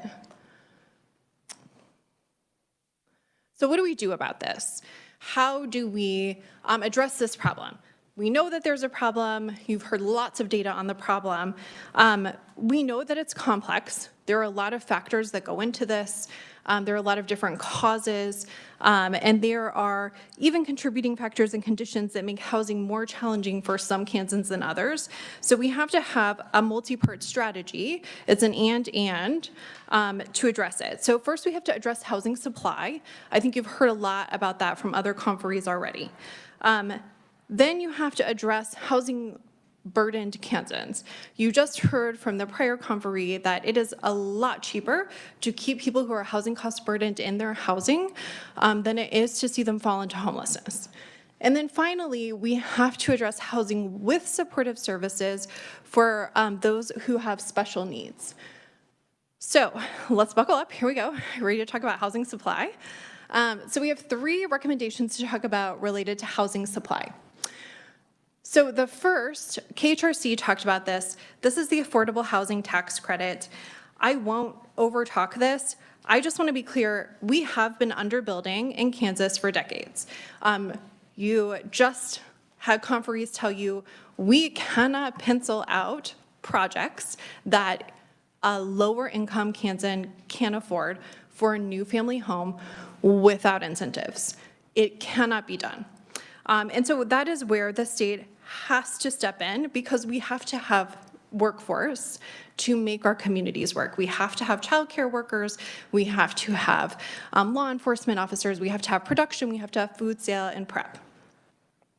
The affordable housing tax credit, we need to be clear, is really making a huge difference. Over 10 years, we anticipate, KHRC anticipates that they will see over 22,000 new affordable housing units in our state. That goes a really long way in hitting our 100,000 gap. And that is one program. But that program works lockstep with the other initiatives that KHRC is working on. So, and I want to bring to your attention that the affordable housing tax credit, the state LIHTC, coming in to make Kansas competitive with other Midwestern states, to draw in more developers, to ensure we can access the private activity bonds, is really important to make sure we get into all different sizes of cities and counties. So it is not just your Shawnee, Sedgwick, Johnson County, Douglas County getting these projects now. It's Colby, it's Manhattan, it's Lansing, Goodland, Phillipsburg, Saline. The list goes on to 59 counties now. So next, we have to talk about what do we do about our aging housing stock. So KHRC told you, and Matt shared with you, that we have a state housing trust fund. Our state housing trust fund doesn't get any state dollars. There is zero state revenue. It just gets federal housing dollars. It does a lot of work. It does homelessness prevention. It incentivizes attainable workforce housing. It supports weatherization and home rehabilitation and even first-time home buyers. This is an avenue, this is a way to address our aging housing stock. Our neighbors, Arizona, Nebraska, and Missouri, have state revenue sources that support their housing trust funds. And then they're able to use that revenue to address home repair, home modification, home weatherization. Having been across the state, I could tell you stories all day long of retirees who are living on SSI or folks who are living on SSDI who retired in 2017 or 2018, and their property taxes have literally doubled, and they can't afford to stay in their homes anymore because of property taxes or because there's a home repair that they need to make. So, next, how else do we address supply? How do we make things easier for the private market? How do we make more housing available in infill situations? So you have heard about ADUs already, accessory dwelling units. Montana as a state really took some strong steps in the last couple of years to address this as a state. What they determined is that cities and counties couldn't act quickly enough to address their housing crisis. And so as a state, they said that if you have single family zoning, now you're allowed to have an ADU or an accessory dwelling unit there as well, or you could have a duplex. I'm not saying that Kansas needs to go that hard, but I think that we need to be clear that ADUs are a win-win, right? We have homeowners that we know are housing cost burdened.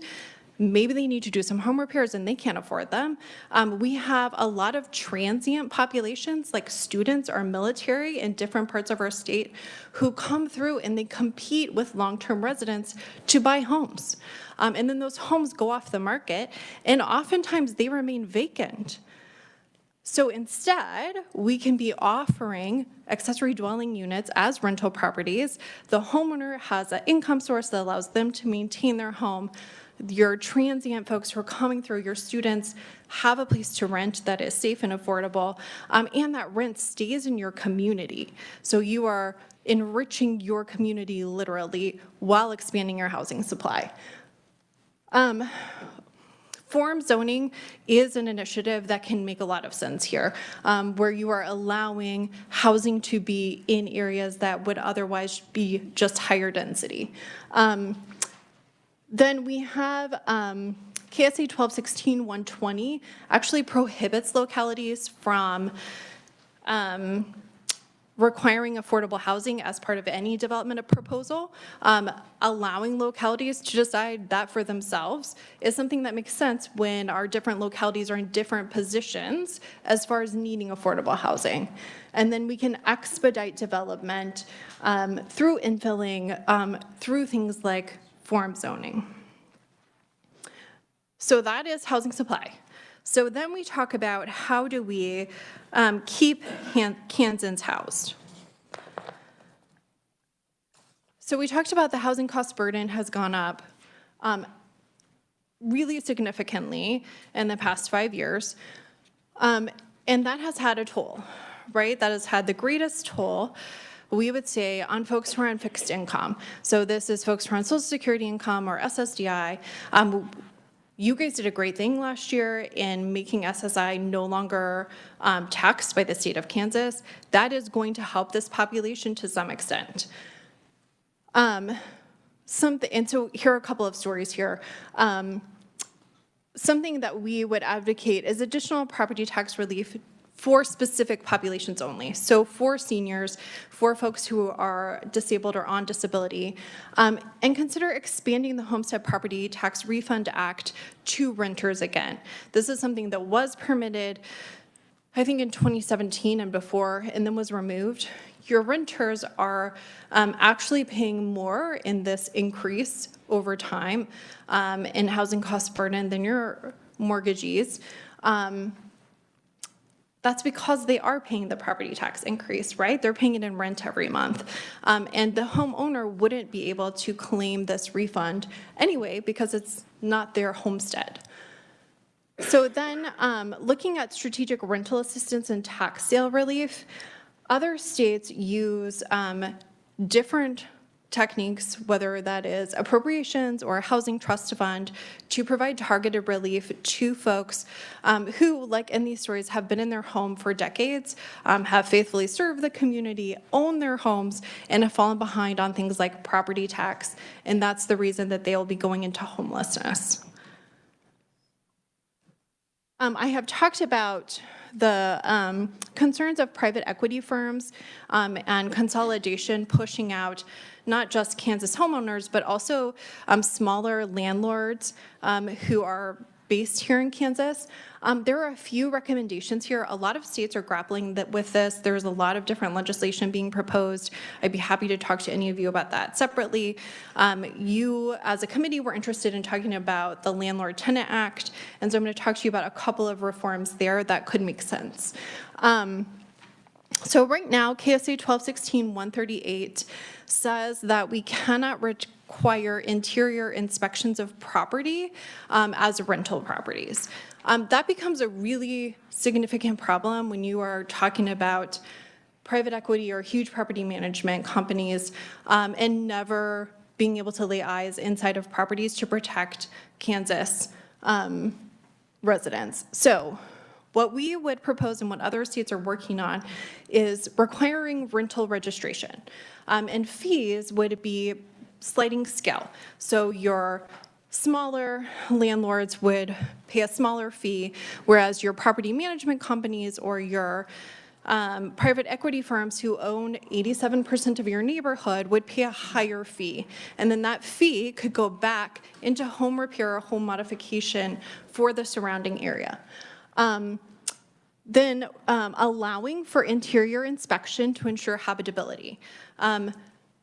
Something else, there's kind of a hiccup, I guess, in the Landlord-Tenant Act, and that one part of it implies that HVAC, AC is required, and another part doesn't.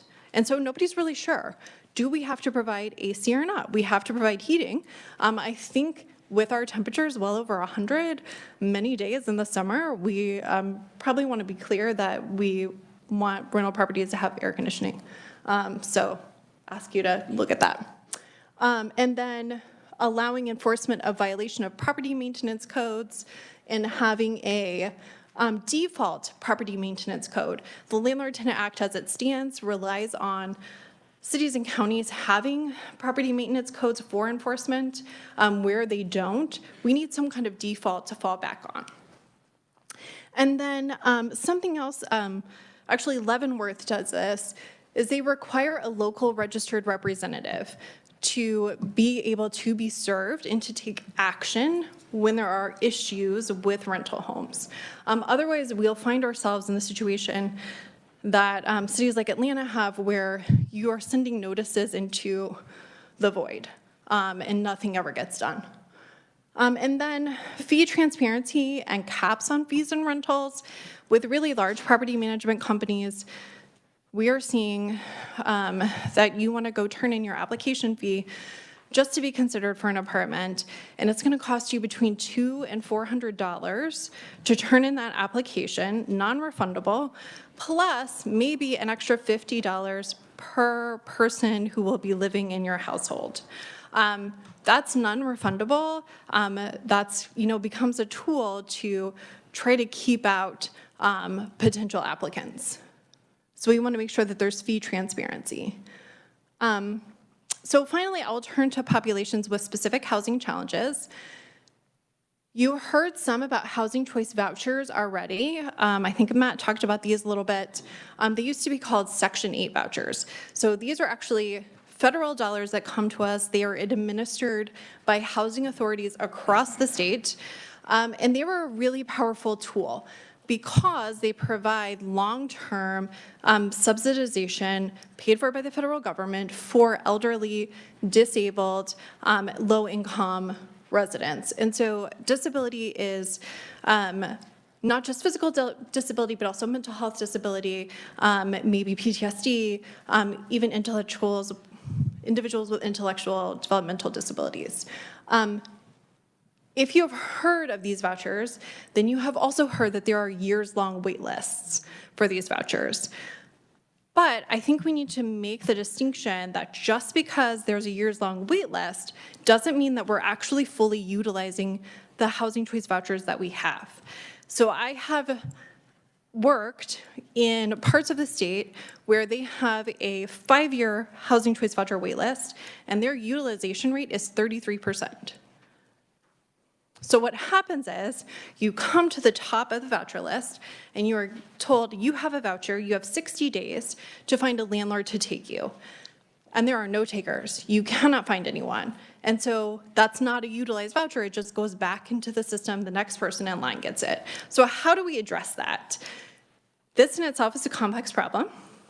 Happy to talk to you about it in more detail another time, but I'll just say there are a couple of really effective things that can be done. We can do landlord engagement and recruitment. Having housing navigators to help work landlords through this process is really valuable, as is money. Landlord incentive and mitigation programs have proved really powerful. So Johnson County, Wyandotte County, and Douglas County, I happen to know all do these. And so as a new landlord, you are able to get an extra $500 or first month's rent when you accept a new voucher client.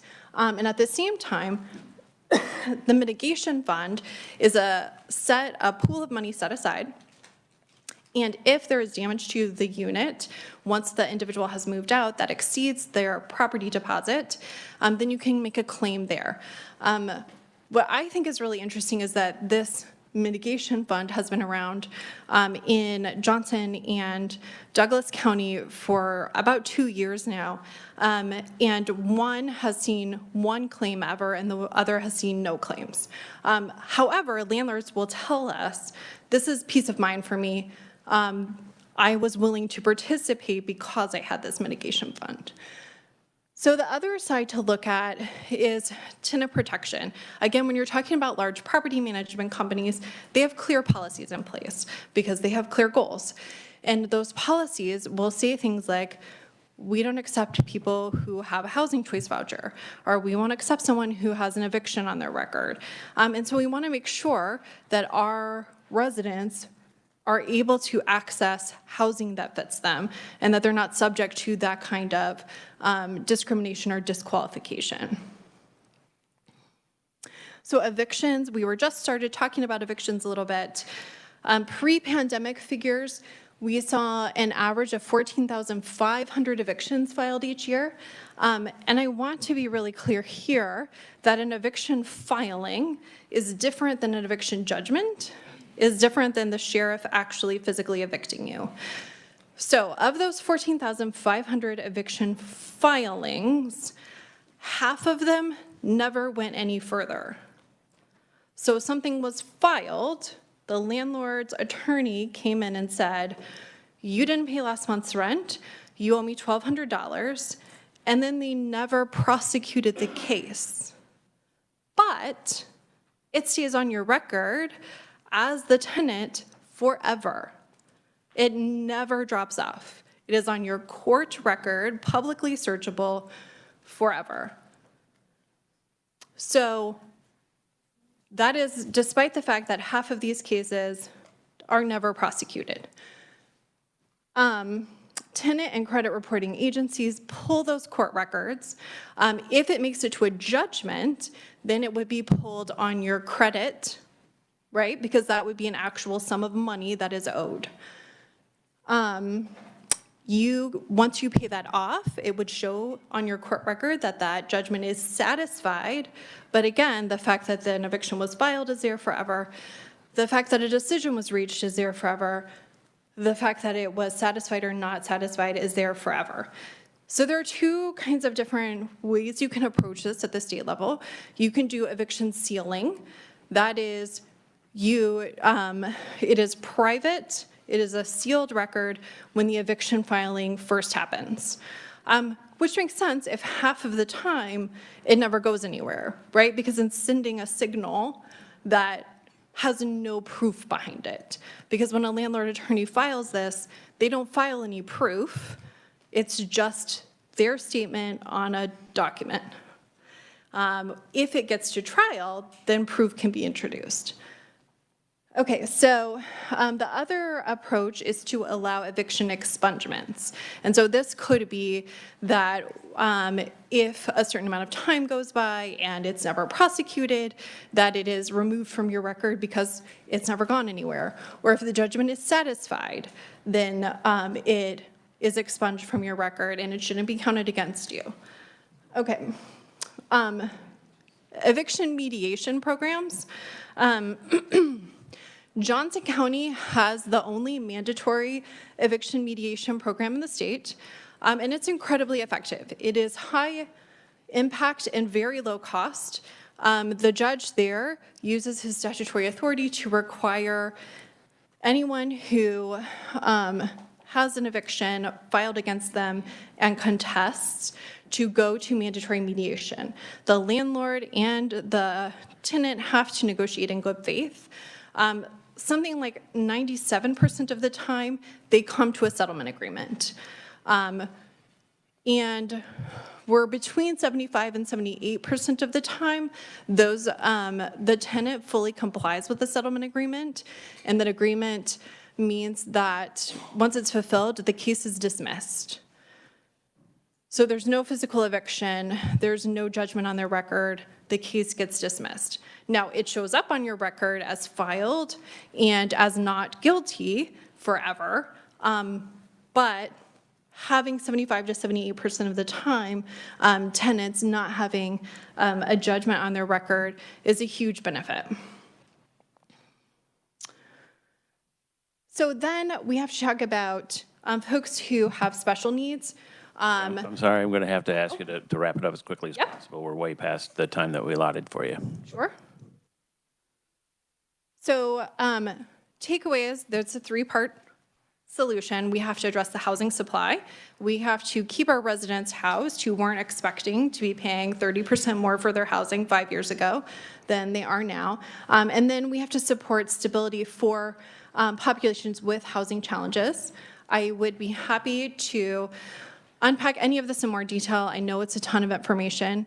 We also have these policy recommendations with links to sources and other statutes available. That's the top link here. And we are having an actual forum on this on Friday in Overland Park.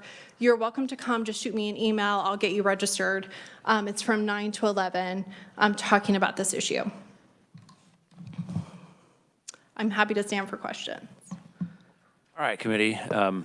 Thank you for that. And I would suggest if you want to hear more about this to show up for that meeting on Friday if you'd like. I know that everybody was invited. You sent an email out to all the legislators, so you have the information in your inbox. Are there any questions? Representative Howerton. Thank you, Mr. Chair. I have a quick question. Do you have any information on retaliation against renters when they report like living conditions not being up to standard or whatever? I don't have any specific information. That's really hard to get because we don't really have, so there aren't that many cities or counties that have a great reporting mechanism. And then tracking retaliations beyond that is really challenging. I could connect you with folks in a couple of cities that might be able to tell you more. Thank you. I know that's kind of part of the eviction, so. It is, yeah. Okay, you got to make it quick, though. All right. Thank you, Senator Mr. Olson. Chair. I own a lot of property, or I used to own a lot in Overland Park, but not anymore. But I've had, where you pay that fee I think it's every other year. Some cities like Lenexus every year. Some ways I kind of feel bad because that's all I do is send the fee and I never hear from them. But I guess that's good. But at the same time, it's like, it's another expense. And now I'm putting that on to, somewhere in my margin on the tenant. I have to believe there's bad landlords, but there's not enough tools to, kind of weed them out, and the guys that, really have nice places and do a good job. I mean, I think the fee is just kind of, it's another $150, Yeah. Yeah, without enforcement, it becomes really challenging. And if you can't do an interior inspection, then I prefer you don't come into my properties because I know what the county likes to do is they like to take pictures and then, you get a 30% increase or, I'm just telling you the truth. I mean, Yeah. last year I increased my rents 10% about every other year. Last year my property taxes went up 12, so I went backwards 2%. That's the challenge right now. it is, yeah. Thank you. Any other questions? All right, seeing none. That's all we got as far as presenters for the day. We are down to making recommendations. We're going to think about it overnight. We're going to compile these tomorrow, and so relook at all this stuff and make a few notes. And when we come back tomorrow, we'll start with recommendations. Okay, thanks. Yeah, Senator Reddy. Thank you, Mr. Chairman. I just have a couple of questions as far as recommendations. So this is only a 2-day process for such a challenging issue, but at the same time, I know the legislature, several legislators are also discussing budget for next year. So within our recommendations, can we also propose any kind of budgetary items, or are you looking at programs? I guess I'm trying to find what direction are we looking at, or is it open to everything for recommendations? Anything that has to do with affordable housing and attainable housing. Anything that we've discussed in this room is up for negotiation, but budgetary items and things outside of this, unless they pertain to this subject, then they're off limits. Within this topic is what I meant. Right. Okay, thank you. All right, we're adjourned. We'll see you at 9 a.m. Thanks.